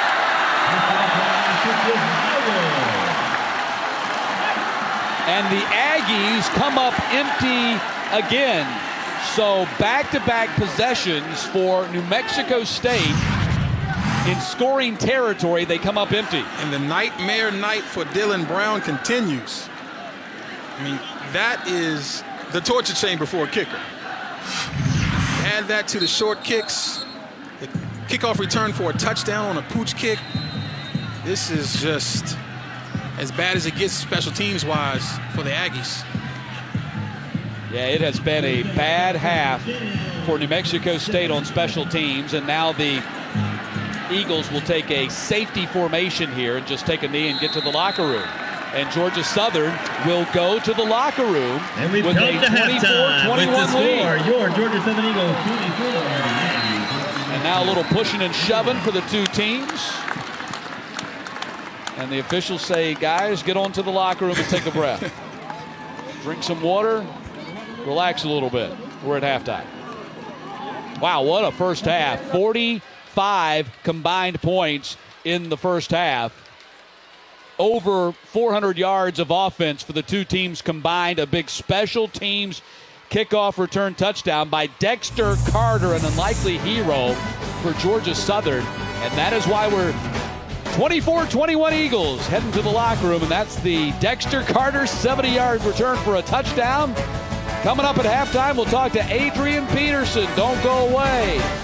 More to come here from Statesboro in just a moment.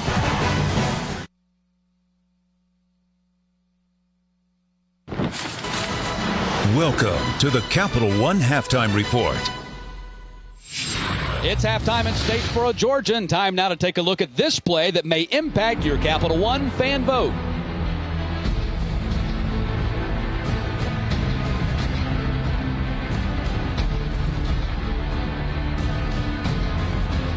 Harris brings it all the way home. Oh, so easy for Jalen Hurts. Here's Ruggs, touchdown time. A sprint to the goal line, all the way, touchdown. Scarborough, he's going to walk it in left side. Touchdown, Alabama. Ridley to Pride. Cash money, touchdown. And don't forget to go to ESPN.com or the Sports Center Facebook page on Tuesday to give your Capital One fan vote. The Capital One Halftime Report will continue from Statesboro, Georgia in just a moment.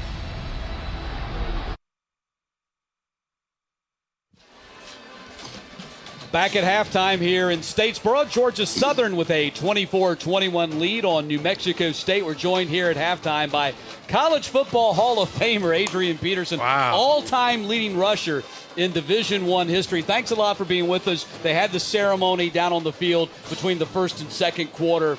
I just got to ask you, what's it feel like to go into the College Football Hall of Fame? I mean, it's huge. It's a great honor. You know, I don't think it has really sunken in yet. You know, I think in December, you know, when I'm in New York and all the lights and cameras are shining, then I think it'll truly touch me there. You know, AP, Barry Sanders, Herschel Walker, and all these great running backs throughout history, you ran for more yards than any of them. Is there a back that you looked at was like, wow, I want to pattern my game after him? Of course. Herschel Walker was one, Walter Payton, and Bo Jackson. And the thing was that all three of those guys wore number 34. Right. And my first year playing, that was my number, was number 34. And I just tried to add something from their game into my game. And that's what I tell kids to do, is watch the game of football. Don't just watch, but watch the game of football. And, you know, and try to pull something from those guys and add it into your game. Absolutely. Stealing from the other guys. That's the way you do it, man. Yeah. Oh, yeah. Well, this is the real Adrian Peterson, not that guy who's now with the Cardinals. He was doing it long before he was doing it. Now, there's one play in particular that all Georgia Southern fans remember and love. It's probably the greatest play in Georgia Southern history. But not just Georgia Southern fans. This is called The Run. It came against Youngstown State in the national championship game. Watch our man. Watch this. Tell us what's going through your mind right here. Grabbing the ball and, you know. Watch this one. Oh! Get off me. Amazing. That was a good one. that was pretty good. That was pretty good. That was pretty good. You're too humble, man. Let me ask you a question. You see the game evolving away from running the football as much as they did back in our day. What do you think about still being able to challenge football teams up front the way this program does? Everybody's getting to the spread. They want to throw the football at the spread. Talk about how important it is to run the football and get balance in an offense. I think it starts out running the football, and you know, it just shows the aggression, and you know, they're taking some things out of football, but football is an aggressive sport, and the ones who can control the line of scrimmage are typically, you know, the ones who do well. And I really think the teams that throw the football as much as a lot of these guys do, they become a softer football team. So when they have to play against the Georgia Southerns or the Georgia Techs of the world, they really struggle controlling the line of scrimmage just because they don't practice against it a lot. Of course, and you know, here at Georgia Southern, when I was here, we would go about 15 minutes full contact, and quarterbacks and all. And it was great because for our offense, you have to get hit in practice in order to run it on Saturdays. Because if you go all week not getting hit, and then on Saturdays you come and get hit, it's a different element. No question. Well, I encourage you to Google his stats. They're really unbelievable. I can't give them all right here, but one of the most impressive, I think, is what was 48 consecutive games of 100-yard rushing. 100 yards rushing in 48 consecutive games. What do you remember most about your career here at Georgia Southern? It's winning. It's winning. And I was very fortunate enough, man, to have a tremendous offense, tremendous defense, and special teams as well. And winning, you know, when we came on Saturdays, you know, there was no doubt in our mind that we was going to win. And most of the time we did. How humble is this guy? Yeah, he's going to College Hall of Fame, and what's important to him is about winning. That's the type of football players that coaches want, and the type of teammates you want as a player. One of the things that made him great, he's one of the holy trinity of Georgia Southern football. Irk Russell, Adrian Peterson, and Tracy Ham. Thanks a lot for being with us. Congratulations on going into the College Football Hall of Fame. Sure. It's halftime here in Statesboro. The Eagles looking for their first win of the season. They lead New Mexico State 24-21.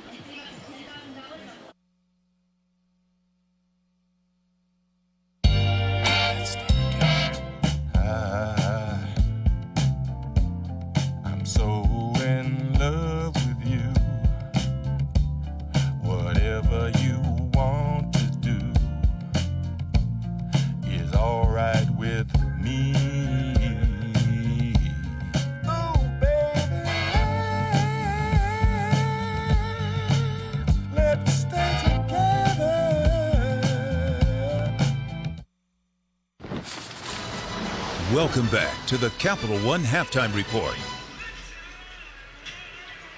Halftime here in Statesboro, 24-21. Georgia Southern with the lead on New Mexico State. Let's take a look at those first half highlights. Wild first half. Actually, New Mexico State was able to jump on top first. They really were. They ran the football early in the game, and they were able to be successful with a balanced attack. And then the touchdown run by L.A. Ramsby made it 7-7. Big touchdown pass from Rogers to Hogan made it 14-7. They really responded well early on, but eventually the problem became the kicking game. I mean, they're dominating in terms of the total yards, but Georgia Southern kept getting the ball at the half-field mark and just really taking advantage of it. And you see there just a tremendous run with great blocking. All the backs are playing well. L.A. Ramsby and company. Garrett, Fields just balling out. And huge first half. But this was really the backbreaker in that first half. A short kick. You mentioned the special teams problems for the Aggies. Tried to kick it short. And Dexter Carter, one of the upbacks, took it 70 yards for the score. And that's where we stand, 24-21. Second half starting when we get back.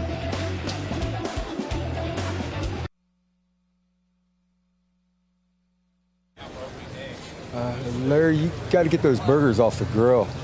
Doug Flutie? Who threw the Hail Larry? You mean a Hail Mary? Tomato potato, man. Those are two different words. Let's go, Dr. Pepper, hip! Let's go! Let's take a look at today's campus moment. It's brought to you by Dr. Pepper on this homecoming night in Statesboro. They had the homecoming festivities. The Eagles fans all excited about that and excited about possibly picking up their first win of the season, a 24-21 lead, as they'll be receiving the ball here to start this third quarter. Well, will these struggles continue? Exactly. This is the big challenge for the Aggies. They gave up a 70-yard kickoff return touchdown to Dexter Carter the last time they kicked off. Do you pooch kick it? Do you mortar ball it? Or do you try to kick it deep? They try to kick it deep this time, and Miles Campbell has it go through the back of the end zone. Perhaps they should have been trying to do that the entire first half. There you go. Touchback, yes. Let's take a look at the first half statistics. Over 400 yards of offense between these two teams combined in that first half. I think the turnover is an issue there. +1 for Georgia Southern. They need to win that turnover battle. The penalties have been against Georgia Southern, but they've been able to overcome it, and they have been really bad on third down. Nothing new there, and that's something I thought would be an issue. So far, it has not been for the Eagles. And Tioka, that one turnover is the difference in the ball game, because that turnover turned into 3 points for Georgia Southern, and that's how much they lead the game by right now. Sure. So Ramsby starts the second half with a 5-yard carry to the 30-yard line. Ramsby with 10 carries now, 37 yards. Wesley Fields, the leading rusher for the Eagles tonight, 10 carries on 98 yards. Of course, 48 of them came on one carry, the touchdown run at the end of the first quarter. And that seems like a very mundane 5 yards, but I'm just telling you, 5 yards on first down for this offense is huge. DeMarcus Godfrey now lines up in the backfield. He'll block for Ramsby, and Ramsby gets nothing on that play. Javon Ferguson making the tackle. Ferguson, their leading tackler. That was his 10th tackle of the night right there, and his 7th solo. So Ramsby falls forward after getting first down yards of 5 yards. He falls forward for a yard here. Now this is third and manageable. Now you can run the bootleg. You can run your regular base offense. It's all available to you just because you were able to get 5 yards on first down. Third down and 4. Ball at the 31. Wirt's going to throw, and it is complete on the edge to Campbell. Campbell picks up the first down and more. And Campbell still on his feet and down to the 42-yard line. Miles Campbell with his second catch of the game. Ron LaForce finally gets him on the ground, but Campbell's been a factor here tonight. All-purpose yards. He has been a factor, but I want you to look at the perimeter. O.B. Fortune. Watch the block. You see that? That's what springs Miles Campbell. If in this offense, if you play wide receiver, you have to be able to block, not just for the running backs, but for your other wide receivers. If you do it for them, they'll do it for you. That's teamwork. Excellent job by Fortune. So 1st and 10 for the Eagles at the 41. Shovel pass goes to Godfrey. Godfrey right up the middle. DeMarcus Godfrey down to the 29-yard line. He picks up 12. Jaden Wright makes the tackle. Excellent play call by Brian Cook. They've been running the option to the perimeter all night. This time it's a key breaker. He'll start out to his right to the outside and then, boom, kick it right inside on a shovel pass like you said. Great execution, great blocking in the inside. First down again. Just the 4th touch of the season for Godfrey. It's a big gainer, however. Ramsby gets it, batters the inside of that interior offensive and defensive line, and he picks up about 3 on the play down to the 26. Ramsby, the 5th-year senior out of Cincinnati, averaging 4.6 yards per carry for the season coming into tonight. He's less than that tonight, about 3 yards per carry. They've all been hard yards. He's got a touchdown tonight as well. Brings up 2nd down and 7. Eagles, one of 5 winless FBS teams left in the nation, trying to get out of that category tonight. Hand off Ramsby again, and Ramsby, nothing doing. Harrington was the first guy to hit him, slow him down. They pick up only 1 on the play. Excellent play by Harrington. They had something cooking in the inside until Harrington burst through the gap and made a nice play. Couldn't get him wrapped up, but he certainly made him start over, and that's usually all you need when your defense is pursuing. So now the Eagles get a little bit more speed in the backfield as they bring in Garrett to join Wesley Fields.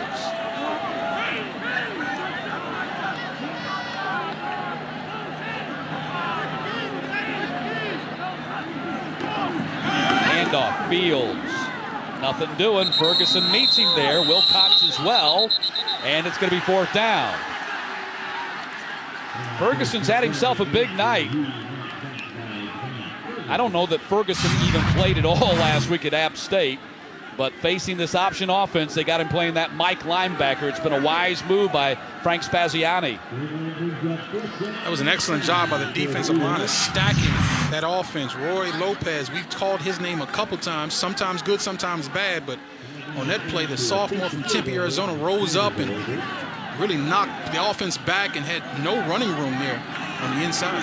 42-yard attempt for Bass. This one's on its way, and it is good. Tyler Bass with his second field goal of the night, a 32-yarder, and now a 42-yarder. And 4 minutes into the third quarter, Georgia Southern now has a 6-point lead.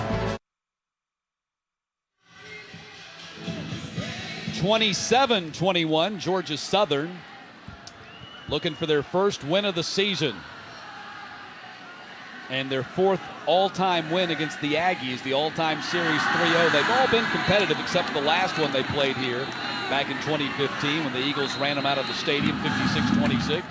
And this series, despite the fact this is the last year for New Mexico State in the Sun Belt, will continue as they've signed a home-and-home series between the two teams in 2018 and 2019 as well. On that last possession, that was really good red zone defense by this New Mexico State Aggie defense. And so they're in good position now because the offense has been humming.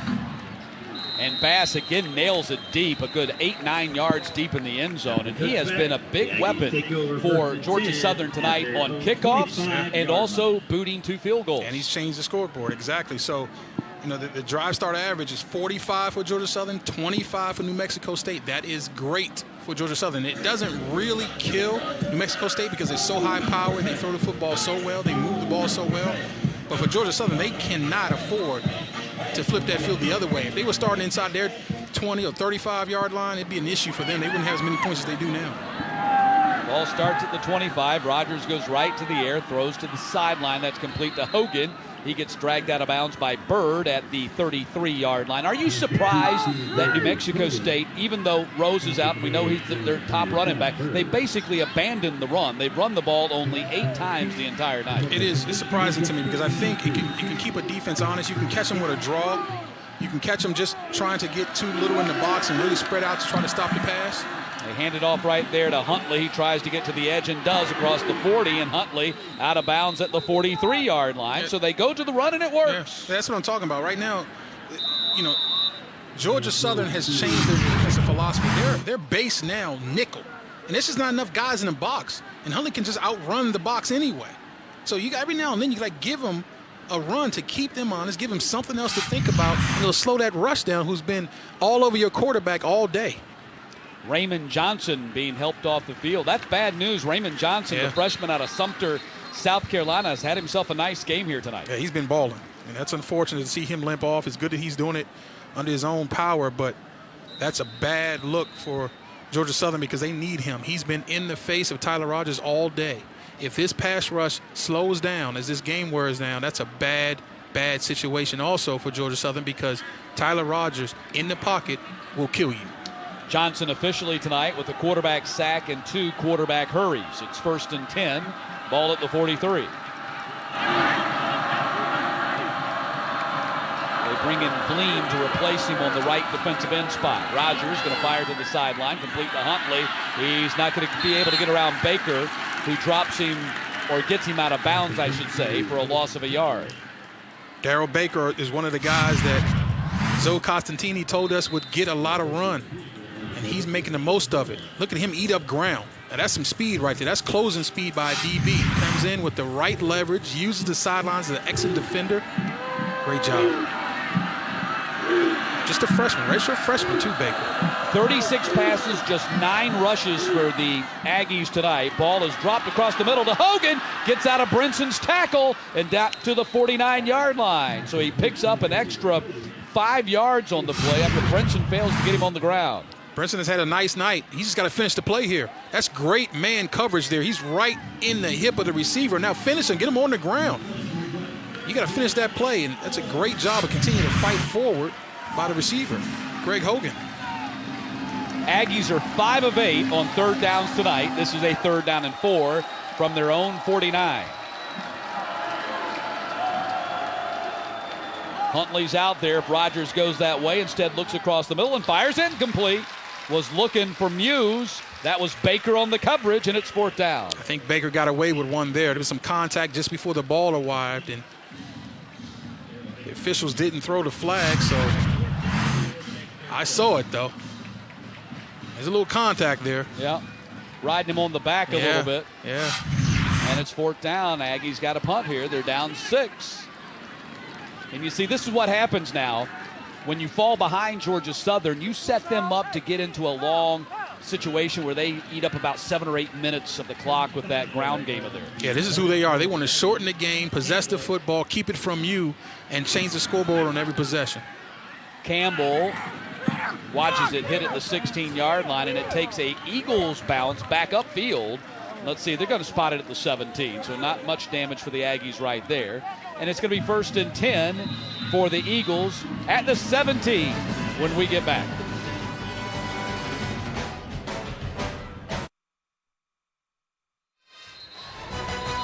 Georgia Southern leading New Mexico State 27-21 on a night where they're paying tribute to Coach Irk Russell and Adrian Peterson, who we talked to at halftime. The Eagles script on the side of the helmet here, they're calling these the Irk Russell classic uniforms. So you take a look at the pants. The blue stripes down the side of the pants represent Coach Russell's 3 national championships and beautiful Eagle Creek. And then the gold stripe overall represents, and there's a gold stripe in there, trust me, at least they told us there was, represents the 6 overall national titles for this Eagles team. Works on the carry, going to be dropped right away at the 16-yard line. Might have lost a yard on the play. Tried to go quarterback draw, and that's fooling nobody because you're not a passing team. So, Deshaunte Lloyd wasn't buying any kind of pass look from the offensive line, and he just went in and made the play. Negative yards. Yeah, they know the Eagles are going to run, and the Eagles know the Aggies are going to pass. It's pretty much been one-dimensional for these two offenses tonight. Expected by the Eagles, maybe not so much for the Aggies. Again, the Eagles try to run the ball, and no success against this Aggies defense right there. That was Monteo Garrett on the carry, his 4th of the night. And if you're an Aggies fan, this is exactly what you're looking for. When you don't give up any real yards on 1st down, get a short gain on 2nd down, this is terrible situation for the Eagles offense. You are now in control if you're the Aggie defense. Just play one more play aggressively, make the tackle. Generally, it's going to be in space. You better get off the field. Eagles are 2 of 8 on 3rd downs tonight. Works rolling to his right, running. Now going to run it up to the 20-25, and he's at the 28-yard line. He picks up the 1st down. Can't let him out of the pocket. The Eagles crowd here, you could hear several of them calling for a targeting, but what happened was he slid down. But he was sliding down, and the defender was coming in to make the tackle and kind of met him in his slide down. See, yeah, nothing. That's there. not a targeting. Not I mean, the guy brushed him with his arm, but it was on a cutback and a slide. That's right. And if you're the defense, you can't let Shy Werts get out of the pocket. That's the only way he can beat you. Keep him in the pocket, make him read the defense, and deliver the ball. Third down conversion for the Eagles tonight. Fields, instead, Monteo Garrett ends up with it. Fooled me on the play. He gets up to the 37-yard line. He's close to a 1st down. We talked about option offense being assignment football for the defense. And right there, they got outnumbered. There was nobody for the pitch. There's got to be a guy for the dive, a guy for the quarterback, and a guy for a pitch. And watch the pitch get forced, but then there's no, or I should say, yeah, the quarterback gets forced in the pitch, but there's nobody on the pitch man. Hard running right there for Wesley Fields. Terrell Hanks gets him on the ground, and he stands up and points 1st down as Fields goes over 100 yards rushing for the night. They considered Fields kind of a cross between Matt Breida, who's now with the San Francisco 49ers, and his partner right now, L.A. Ramsby. Quite frankly, it's been a disappointing season for Fields until tonight, averaging just over 3 yards per carry, but he's had a good night tonight. I think these are good backs. The offensive line has struggled coming into the game, and tonight, though, they've been stellar, and therefore the backs have been stellar. Handoff, Godfrey met by Lopez. No way. Godfrey got one. Ray Lopez, probably their best defensive lineman. And again, the Aggies have had to play a man down on that defensive line today. Stody Bradley, their starting left end, did not play tonight or has not played tonight because of a shoulder injury. Offensively, they've been without Larry Rose. He did practice lightly this week, banged his knee last week against App State. I guess got out there in pregame warmups, just couldn't go. Yeah, and I'm seeing something from Lopez. He's a good football player. Just a sophomore. Wirtz wants to throw. Instead, he's going to run. And Lopez gets on top of him again at the 47-yard line, brings up another 3rd down and long. Again, the crowd's looking for some sort of call, but no, he's a runner now. He's not in that protective pass. Once you break the pocket and you start running. Now, when I say break the pocket, he broke it from the inside. See how he kept him inside the pocket this time? It's a totally different ball game for these little quarterbacks who want to run around. Get outside the pocket, they're dangerous. They kill you on the outside. Keep them inside the pocket, make up a run up inside. They don't really want to see linebackers waiting for him. Lopez moves pretty good for his 6'2", 310 self, doesn't he? Yeah, he does. And I'm thinking he's a little more than 310, too. That was the preseason weight. Right. 3rd down here. Wirtz in a pocket, now running. And going to go down at the 50-yard line. Ferguson came up from deep to make the tackle. And now it's going to be 4th down. And Georgia Southern's going to punt here. But what they were able to do with this drive is flip the field. See, I would never play man coverage against these guys in passing situations. I play zone so that everybody has eyes on the quarterback looking to see where he goes. He really struggles if you make him have to read the defense. He just hasn't had enough plays, hasn't have enough snaps at trying to do that. So if you see, he's always trying to see one guy. If that guy's covered, he's taking off.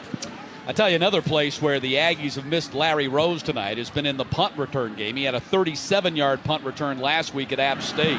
Not having him back there, you lose a measure of explosiveness. The ball hits inside the 10, and they can't keep it from going into the end zone, so it'll come out to the 20, and that's where the Aggies will have it with 3:40 to play here in the 3rd quarter.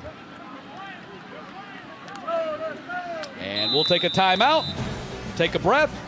We got a pretty wild 4th quarter coming up, I'm guessing.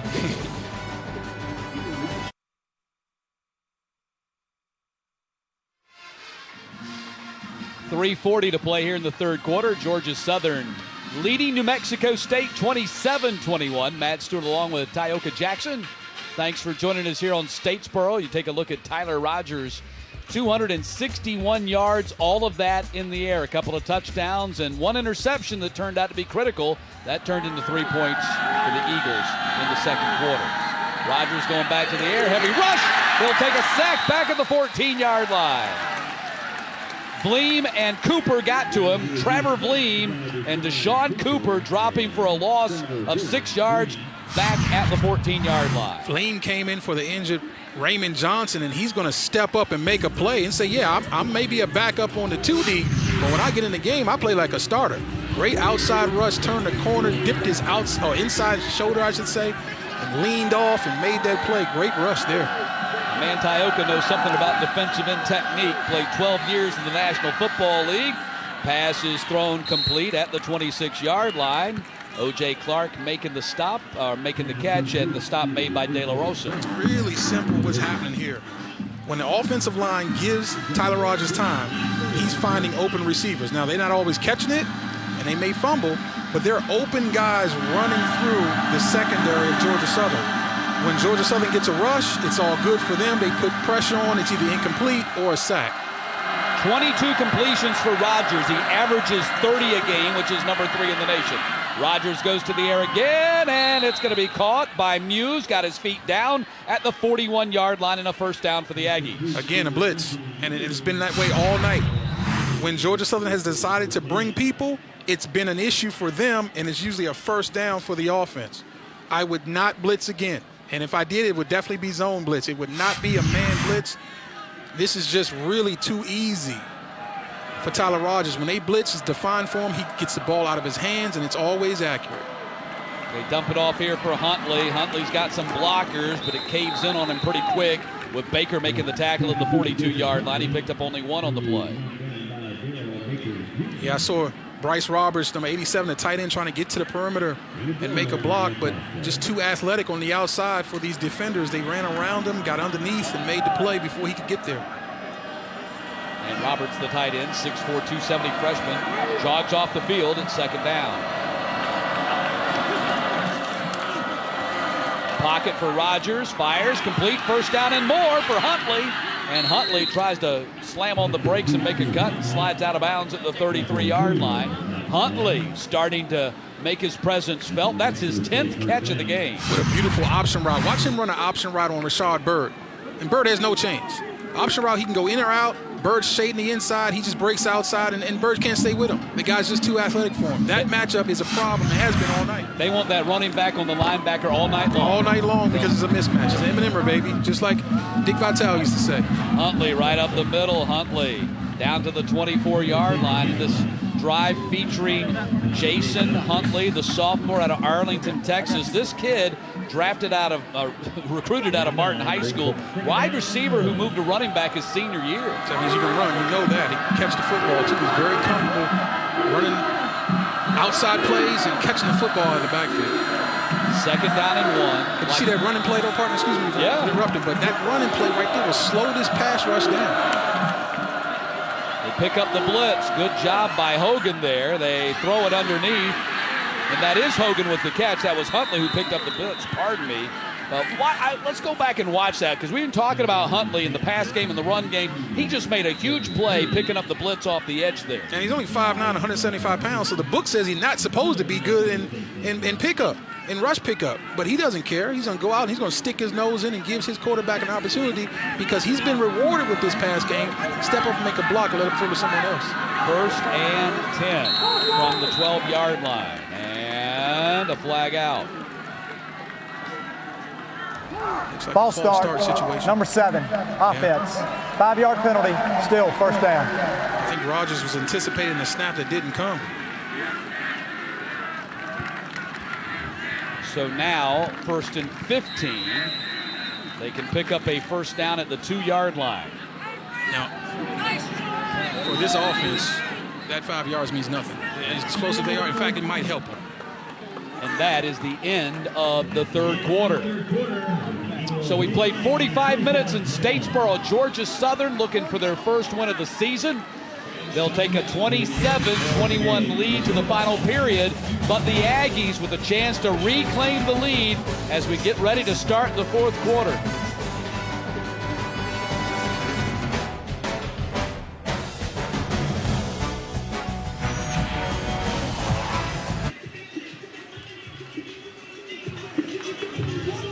Start of the 4th quarter in Statesboro. Matt Stewart along with Tioka Jackson. Georgia Southern 27-21 lead, but for how much longer, as the Aggies have it at the Georgia Southern 17-yard line to begin this 4th quarter. I think fatigue is going to become a factor for both of these teams, but especially Georgia Southern, because they've got some players out.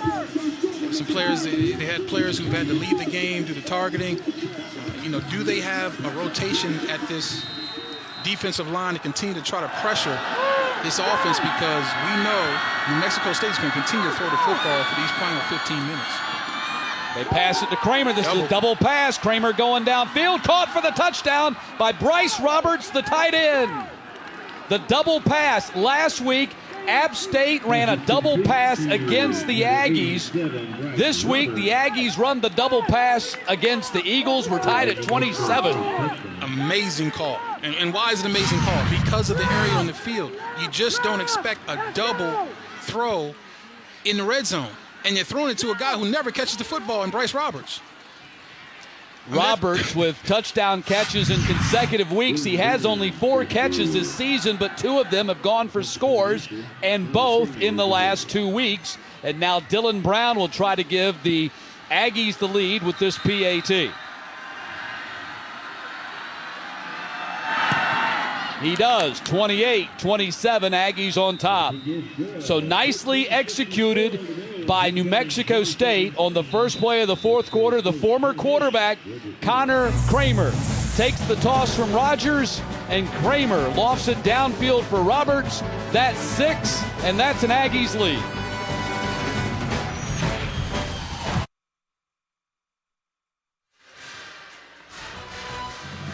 New Mexico State leads Georgia Southern 28-27. The Aggies got burned on this type play last week up in the mountains. They bring it down to Statesboro on this Saturday night, and they burn the Eagles with it. Yeah, they went motion into the boundary, and you've got man coverage here. And so I believe Rashad Byrd has the back, and I think 26, Jay Baldry has the tight end. But he goes for the initial throw, the smoke route, and you got to plaster, you got to stay on your coverage. In man coverage, you cannot take your eyes off of your receiver. If you do, you're going to see him catch it for a touchdown. Let's see what Dylan Brown can do here with the kickoff. Line drive kick's going to be taken at the 23-yard line this time by Rashad Byrd, and Byrd runs it up to the 42-yard line. So again, they struggle with it. A line drive kick to one of the up blocking backs and great field position. Of course, the Eagles scored a touchdown on a similar type kick in the first half. What an adventure these kickoffs have been. I mean, usually kickoffs are very exciting plays. You don't want to go anywhere anyway, but you definitely don't want to do it tonight because anything could happen. 8 plays, 80 yards, 17-yard pass from Kramer to Roberts to cap that drive. And Doug Martin's team looking for their first conference win of the season after losses, tough, close losses to Troy and App State. Try to get their first conference win of the year here in 2017. Now the Eagles back on offense. Campbell goes in motion. They run a pitch to Fields. Campbell's out there to block for him. Throws a block, doesn't get that guy though, as the tackle is made by Owens, the corner, for a loss back at the 39-yard line. Just too many guys to get a hat on out there. Well, Fields got to be more patient. Watch him run into the back of his blocker. You see that right there? You should be making contact. Just be a little more patient. Let the blocking develop so you can then cut off of it. You know, you got to be fast, but you can't be too fast. Be quick and then be fast through the hole. He was fast early, didn't set up the blocking, and it just sort of blew up the entire play. 2nd down and 13. Eagles down a point here at home. 0-4 on the season, 0-1 in the conference. Shovel pass. And that's Godfrey again. They've run that play before tonight, and that gets them back to the 45. They pick up about 7 on that one. And that again, is a little fast to me. I think that ball should be brought out to the perimeter a little bit more. Allow that thing to develop. See how quickly he gets rid of it? I mean, that allows the defense to then react to it. Draw that defense out to the perimeter. What that will do will create creases and running lanes for the back that you're going to throw it to. That's just another nuance to this game that number 4 will learn as he continues to get more snaps. How to show fakes a little bit better, how to draw the defense and then counter it with a nice little pitch. Shy Words making just his 5th career start, the redshirt freshman quarterback for the Eagles. There's some edge movement there. That might be a penalty on the Eagles. No flag was dropped. I thought that the Aggies had gotten across the line before the ball was snapped, and so did Tyson Summers. What a rush. Was that JaVale? Wilcox must have timed that thing perfectly. I thought Wilcox got off that edge a little bit too fast, but the officials didn't see it that way. Okay, that was and Wilcox. And now the Eagles got a punt. Yeah, excuse me, that was Wilcox. I mean, amazing get off. I mean, I want to see that again because he appeared to be offsides, but he certainly tattooed Wirtz. Surprised Wirtz got up. Flynn bombs it away. Man, that's a bomb. Hits at the 3 and kicks out of bounds. What a punt by Matt Flynn. That is the 2nd time tonight that he has nailed the Aggies inside the 5-yard line. That was an absolute bomb. Amazing. How many times does a ball roll forward in that situation? A 51-yard punt that kicks sideways out of bounds. And a timeout. Aggies back on offense with 13 to play when we get back.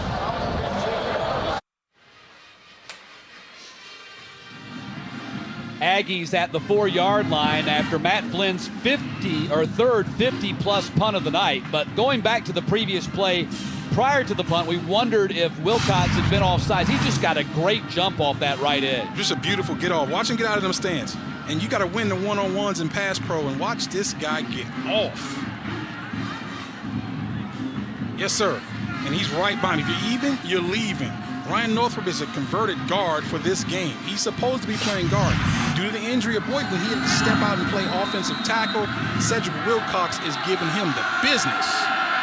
Northrup making his 21st start tonight and his 20th consecutive, which leads the team. Huntley gets to the edge, and, man, he was about a tackle broken away from going 90-something yards. Yeah, I would continue to run the football.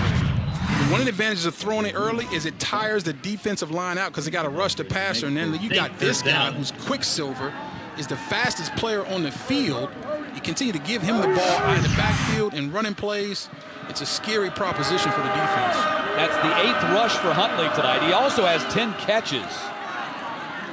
So that's 19 touches in a rather unconventional manner for Huntley. 9 rushes and 10 catches for the running back. Yeah, get it to him in all different ways. And they're starting to run the football now. They have a lead. It's only a 1-point lead, but it's in the fourth quarter. They're starting to not pound the football. It's perimeter runs, sort of a finesse running scheme. But anytime the ball is in number one's hands, again, it's a good thing for the guys in Bergen. They throw it to Jaleel Scott out here, and he'll step out of bounds at the 28-yard line. That's close to a first down for Jaleel Scott with his 5th catch of the night. Let's talk about the efficiency of Tyler Rogers. I mean, so often you get used to a guy like him just throwing to the open man and the ball's completed, no big deal.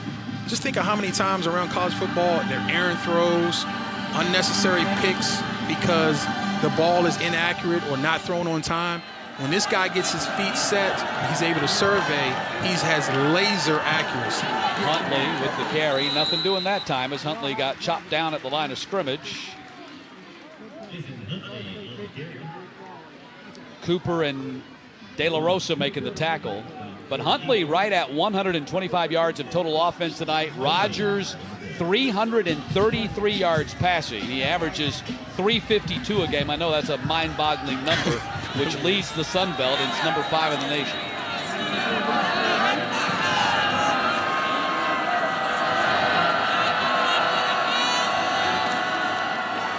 Pass fired over the head of Aganon.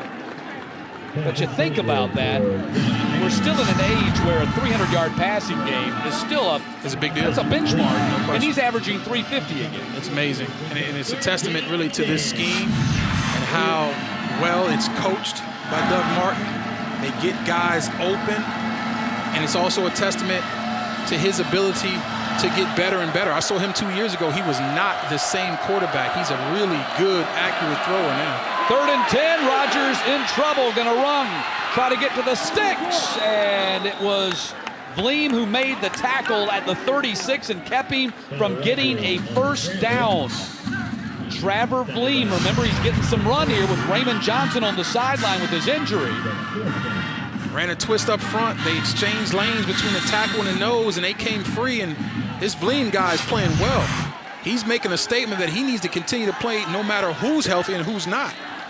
Vleem had only 3 tackles the entire season coming into tonight's game. Right, I'm sure he's doubled that by now. I love Rogers' competitiveness. He's trying to get that first down. Fake situation here.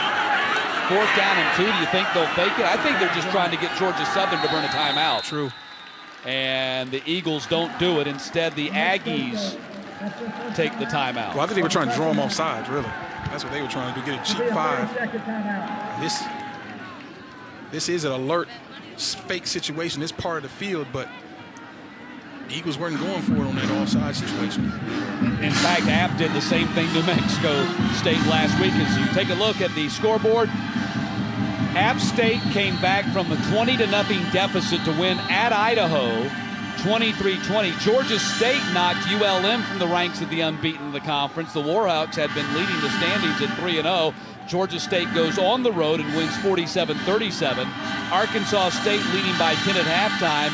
And then in the midweek game, South Alabama and Louisiana were winners. Just another crazy week in the Sun Belt Conference. You have got to love football in the South. Fun Belt. 4th down and 2 here, and now the Aggies do line up the punt. Rugby-style kick that's wobbly going down the field. Caught by Campbell at the 25.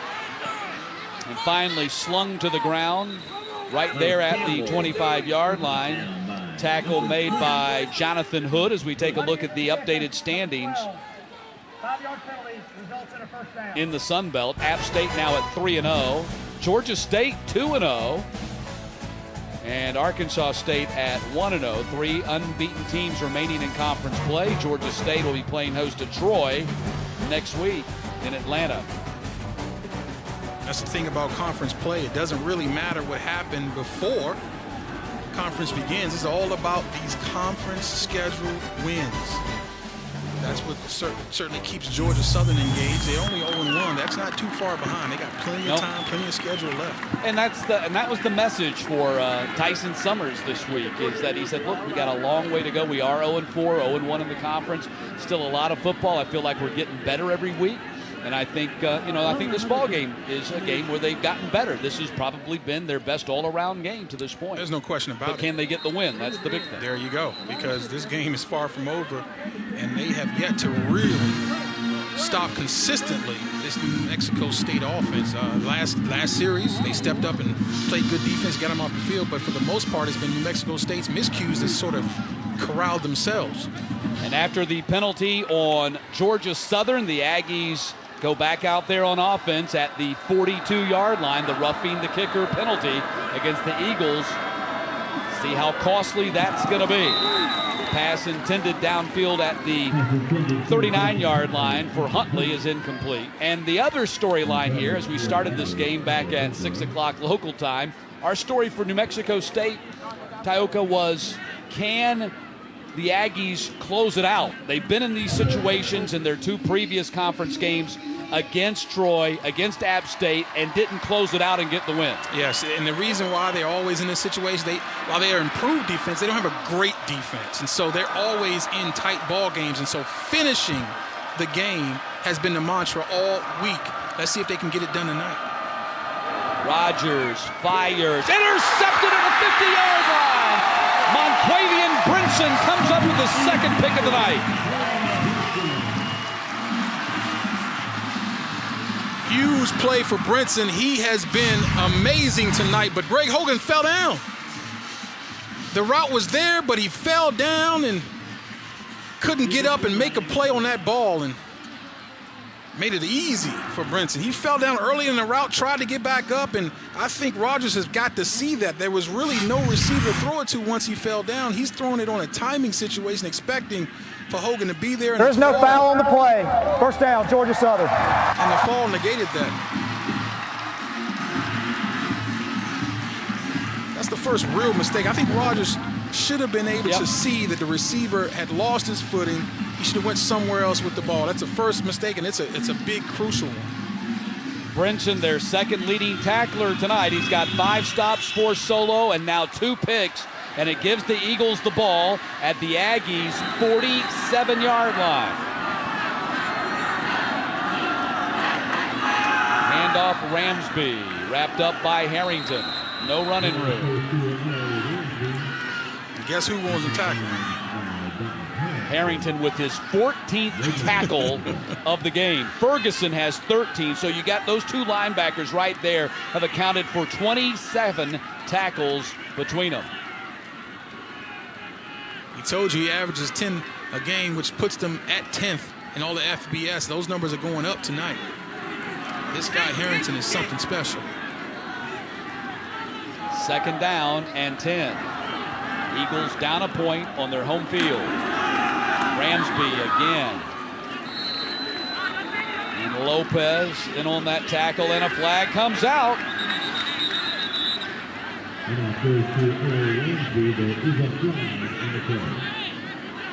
So we could have some manner of unsportsmanlike penalty right here, as the teams are having to be separated at the 43-yard line. So we'll check the call here. This could be a devastating penalty either way if it's a 15-yard mark-off. After the play, personal foul, fighting, number 75, offense. That player's disqualified. 15-yard penalty, third down. The Eagles just had their starting center ejected from the game. The backup is a freshman. Unbelievable. Curtis Rainey becomes the third Georgia Southern player to be ejected from this game. Unbelievable. They just don't have enough depth to go through this sort of attrition. Especially when it's really unforced, self-inflicted problems. You can't see what's going on there. I mean, obviously, the official's all over. He's right there. Something egregious must have happened. But for what? Tough guys play within the rules and do it physically. And when you're not mentally tough, you throw punches in the pile. Drake Grawl is now checked in at center. Wert's going to go to the air and fire, complete to Fortune at the 45-yard line. They got a lot of it back right there, but Drake Grawl is the new center. He's a redshirt junior and not the young man listed as the freshman backup on the depth chart. You know, you got to be alert to all the shotgun plays, all the snaps. You got to be alert when getting snaps under center. When you bring in your backup center, just the quarterback-center exchange becomes an issue for the rest of the night. So 4th down now, the Eagles got to kick it away with 8 minutes to play in this ball game. If I was Tyson Summers, I would get Shai Werts and their new center over on the sidelines working snaps right now. Flynn has had himself a big night. And this one's a short kick this time. And it hits straight up and down by Bird at the 19. So that's the first time that Flynn has not executed 100%. But it still puts the Aggies at the 19-yard line, 81 yards away. And more importantly for the Eagles now, just 7:58 remaining. And remember, this is an Eagles team that the clock becomes your enemy when you're an option team and you're not a passing team. And if you get it back and not a lot of time left on the clock. Yeah, at this point, it's not an issue. But certainly we're starting to knock on the door where the clock will become an issue. And if you're the Aggies, continue to do what you're doing because you can move the football from anywhere on the field by throwing it. Rodgers goes back to the air. It's complete to Hogan, and he gets slung out of bounds at the 27-yard line. But I tell you what, though, Matt, if you run the football a couple times here and there, the clock can become an issue. And so I wouldn't abandon it. Again, I've been talking about it all night. I think it's there for them because you're playing against a defense who's in base nickel with backups all over the field. Only 15 rushes for the Aggies tonight, playing without their star running back, Larry Rose. Keeper this time by Rodgers as he makes it to the 34 and no more. Brinson putting a lick on him. But he picks up the first down with that carry right there, and that'll move the clock a little bit more. That means even if the Eagles come up with the stop here, it's going to be under 5 minutes probably before they get the ball back. Yeah, and that really puts the handcuffs on an option team like we talked about before. Rodgers going back to the air and firing. It is caught across midfield. Another first down for the Aggies. That is Muse with the catch. That's his 4th catch of the game. And the clock is running in. What you're seeing right now, these pass rushers who were getting it done early in the game, they're getting tired now. And the pass rush is nearly non-existent. And we talked about it. If you don't rush this guy, Tyler Rodgers will kill you in the pocket, and he's doing it right now. 1st and 10 from the 49. Huntley gets the handoff, dances in the hole, makes Bird miss, trying to clear the edge, and he does, and Bleen makes the tackle, but way downfield at the 41-yard line. 3 guys had a shot at him for a TFL and came up empty. Yeah, he's too quick for these guys. And like we said, fatigue is going to be a factor, and it's starting to show up. Look at him keep it alive. Look at the competitiveness, and then the speed and quickness to the outside. Really impressed with him. Now, here's a stat that really will make it hard for all the Georgia Southern fans to feel really good right now. Georgia Southern is 0-10 when giving up 25 points or more under Coach Summers, and right now 28 points is where the Aggies sit. So it's looking really bad right now. Huntley gets the handoff again, makes another man miss. Oh, he's off to the races, and there he goes. A flag is out as well, I believe, as he gets tripped up at the 23-yard line by Moon and then stumbled forward to the 18. Did I see a flag or did I imagine that? No, it was a flag, definitely. Yeah, there it is. The flag is back at the 32. It's an area of holding, too. Holding. Yep. 6 on the offense. 10-yard penalty. Replay, 2nd down. That stops the bleeding, at least for the moment. Hogan, I think. Was it Hogan, number 7, or Aganon? It's Aganon. Josh Aganon on the outside. Called him for the holding, and he's beside himself. He thinks he didn't do it. But it's obvious what the game plan coming in for Doug Martin was, especially when they lost Larry Rose. We're going to throw the football and set up the run with these pass rushers who get tired later on. And that's right out of Mike Mart's playbook, my former coach. He liked to throw the football in the first half, run the ball in the second, because those D linemen would be tired. And that's exactly what you're seeing right now. 2nd and 3. Huntley gets to the sticks and picks up the first down. De La Rosa tackles him going out of bounds, but that will give the Aggies a fresh set of downs to work with. And now 5.5 minutes to play on the game clock. Look at the foot quickness. Look at the bounce. He's got tremendous lateral quickness and balance. If I'm playing against him, I want to funnel that ball inside. He's not a great inside between the tackles runner, but if he can bounce the ball outside, he is a nightmare to corral. Rodgers fires to the sideline, and Brinson nearly jumped the route and got himself another pick. Was able to deflect it out of bounds, and now it's going to be 2nd down. He read that all the way in zone coverage. He almost ran the route for the receiver and nearly came up with a huge play. Brinson's already got 2 picks here tonight. He's got 3 on the season after getting a pick in the last game as well. He's only a sophomore. There are young players all over this roster for Georgia Southern. We talked about the future being bright, but right now they're trying to win a tight football game. 2nd down, Rodgers gonna run. He's gonna be stopped. Tackled back at the 41-yard line by Logan Hunt. Logan Hunt came into the game tied for the lead in sacks with Ty Phillips, and I thought that Rodgers sort of panicked too early. The pocket wasn't really breaking down. He had time, and he felt like he didn't have time, and that's what a pass rush all game will do to a quarterback. It'll speed you up, and he tried to take off too early. And a timeout called on the field with 4:59 to play, and a big 3rd and 13 coming up when we get back.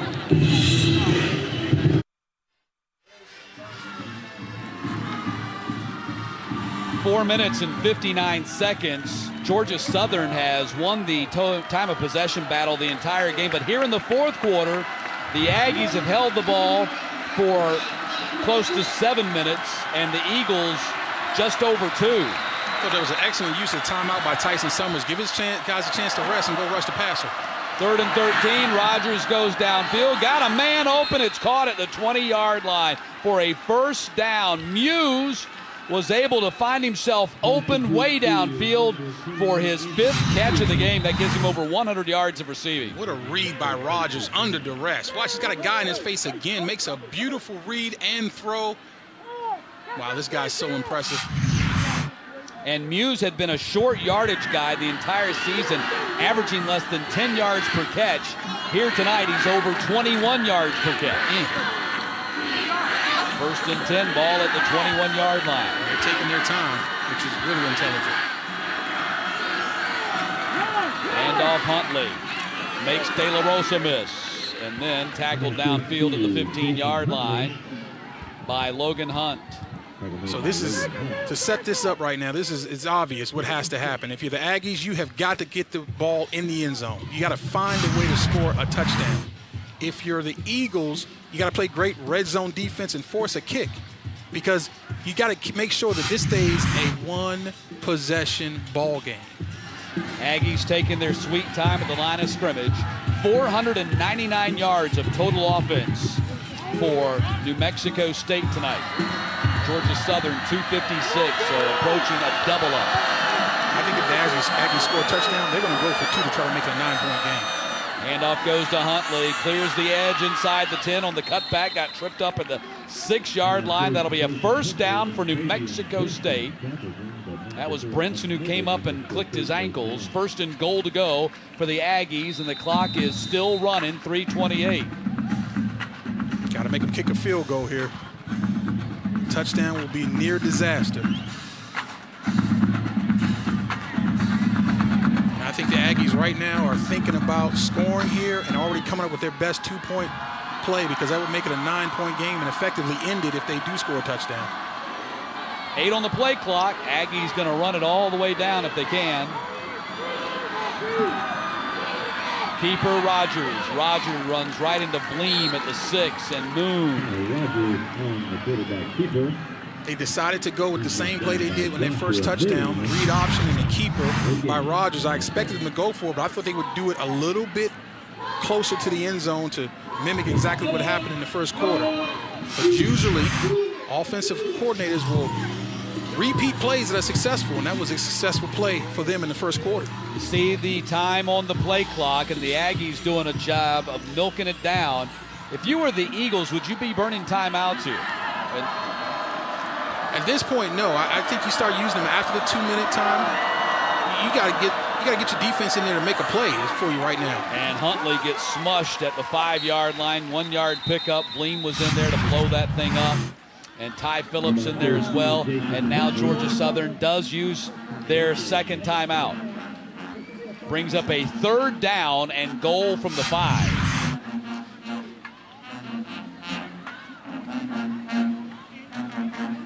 Georgia Southern at 0-4, 0-1 in the conference, trying to pick up their first win of the season. They'll be at UMass against one of the other 5 winless teams in the country. That's next Saturday, so one way or the other, somebody's going to get a win. At Troy, and then Georgia State will be their next home game on November 4th, and their only other home game on the schedule, November 18th against South Alabama, the team that just upset Troy on national television Thursday night. What you like there, you're selling your young team that we have a chance to do some damage in this conference. We got a lot of conference games coming up, and we can make some hay before this thing is over. Still trying to win this one here tonight. New Mexico State trying to do something they haven't done, and that's finish off a game in the conference. Now, this is the area of the field where I would dial up some pressure. You're in the red zone, not a lot of field to defend. Bring pressure, see if you can get a negative play on this quarterback. 3rd and goal from the 5. Rogers, pressure coming, throws it up for Jaleel Scott. And did he make the catch? He did for the touchdown. My goodness. Jaleel Scott using all six of himself to get that one and score the touchdown. Very tight coverage. They bought the blitz. It was coming free. And when you're 6'6", you can do that all day long. 6'6", 215 pounds. You can't knock him off his spot. He's got great hands and great strength. Tremendous football player, this Jaleel Scott. Well, they'll kick the single point here and make it an 8-point game. I think that's the thing to do because, you know, if Georgia Southern's able to score a touchdown, then it's incumbent on them to get the 2-pointer. But, I think you go for 2 to get the win, though, partner. I think, Well, I think the one here makes it 8, makes it very difficult for Georgia Southern. No question about it. It's difficult either way, no matter what happens. With 2 minutes to go, it's different. It's difficult either way. I just think you go for the win with 3 yards. 3 yards to win the game puts it away.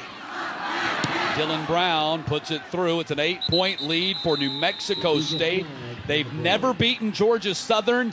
They are now 2 minutes and 5 seconds away from doing that.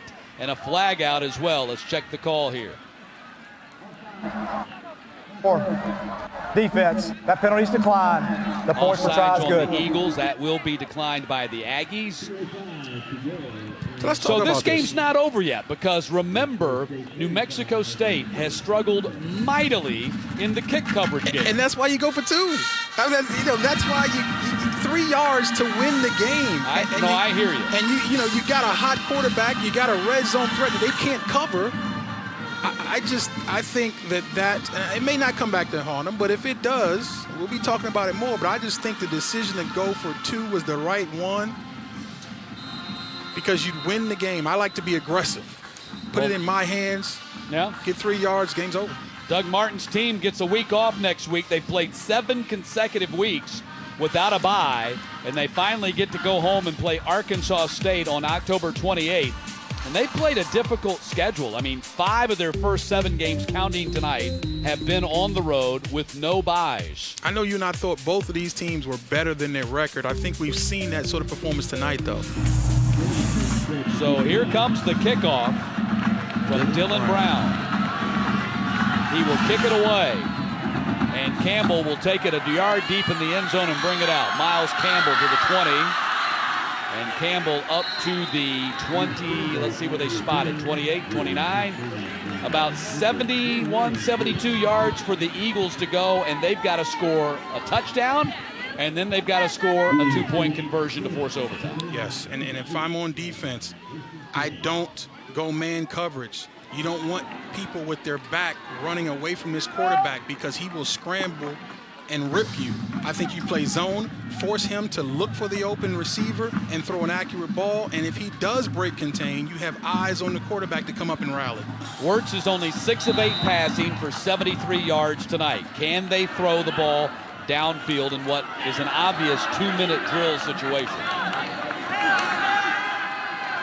Wirtz, pressure, goes down. Wilcox gets him on the ground at the 21-yard line, and the clock is rolling.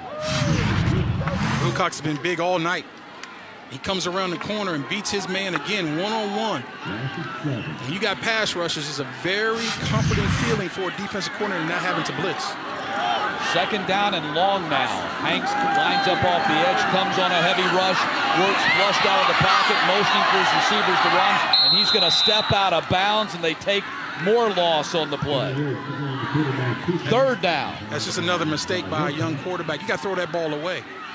Two things happen. You lose yardage, and that's not good for the whole team, but then you also take a sack, which is hurting your offensive line and their stats. It's demeaning to the offensive line to just run out of bounds when you don't have to. Just throw the ball away, save the yards.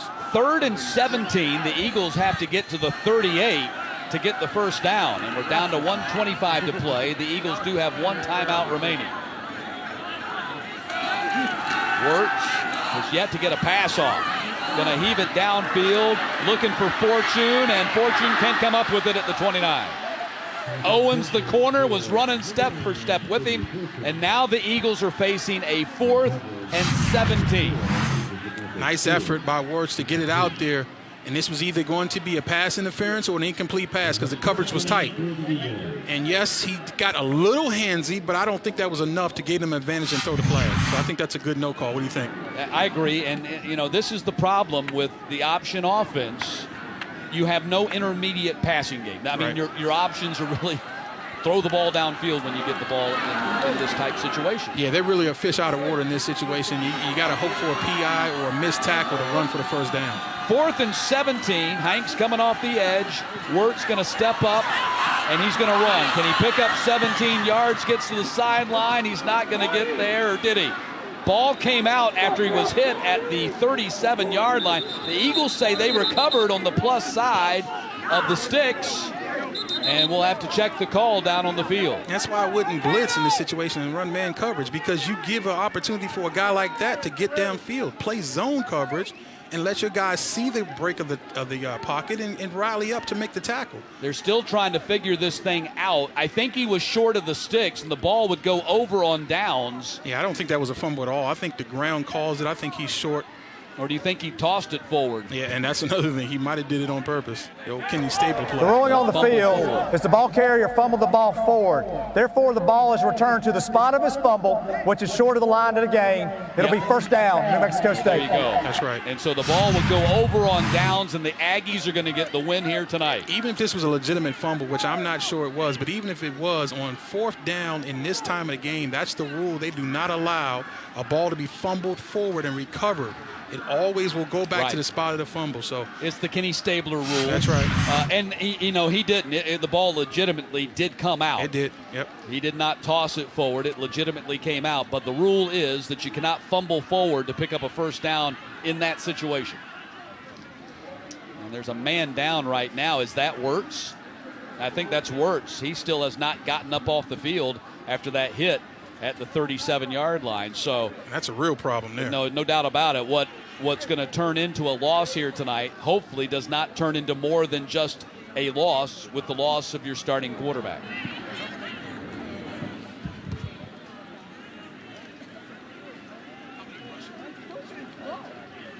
So the Aggies will take over. All they have to do is take a knee from here on out. The Eagles do have one timeout remaining, but there's nothing that the Eagles can do outside of a mistake by the Aggies.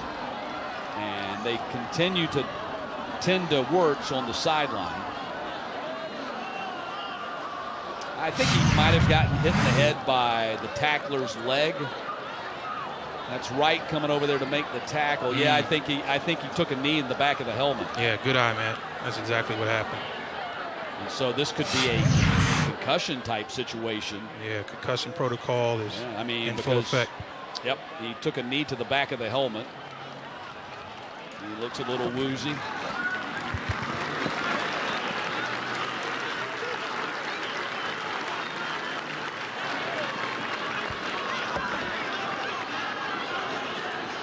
Well, he fought. That young player fought tonight, and his teammates fought with him. They didn't play like an 0-4 football team, like a team that doesn't have anything to play for. They came out on homecoming night, honor some of the great players that have ever played here on this field, and they showed really good fight here. And it's certainly disappointing they'll be 0-5, but you got to give them an A for the type of effort and execution that we saw all night. It just wasn't quite good enough. So the Aggies go into their victory formation as Rogers takes a knee at the 42-yard line. And the clock will run. Georgia Southern won't stop it. There's no need to, because they can't do anything with it even if they stop it once. And New Mexico State will have defeated Georgia Southern for the first time in program history after losing the first 3 games in the series. Aggies will be 1-2 in the conference heading into their bye week, and the Georgia Southern Eagles will drop to 0-5 overall heading into their game against winless UMass next Saturday up north. And they did it without Larry Rose III, one of the best players in the conference. Tyler Rogers put it on his back and carried this offense, and Jaleel Scott is a flat-out superstar. That's what he is. We'll see him playing in the National Football League. There's no question in my mind about that, but they've got a tremendous tandem, and Jason Huntley is the future of the running game for this Aggie program. Huntley finishes with 186 yards of total offense, 16 carries, 99 yards, 11 receptions, and 87 yards. Tyler Rogers, 31 of 51 passing for 382 and 3 touchdowns. And defensively, Dalton Harrington had 15 tackles tonight. Wow. Javon Ferguson had 14. Yeah, I mean, the stars stepped up. You lose your biggest star in Larry Rose, but everybody rallied the troops and played really good football on the road. And usually what you need to bring on the road is a running game. You can't turn it over. You got to play good defense. Well, they turned it over just once. They were able to overcome that, played really good defense when it mattered, and their star quarterback carried it.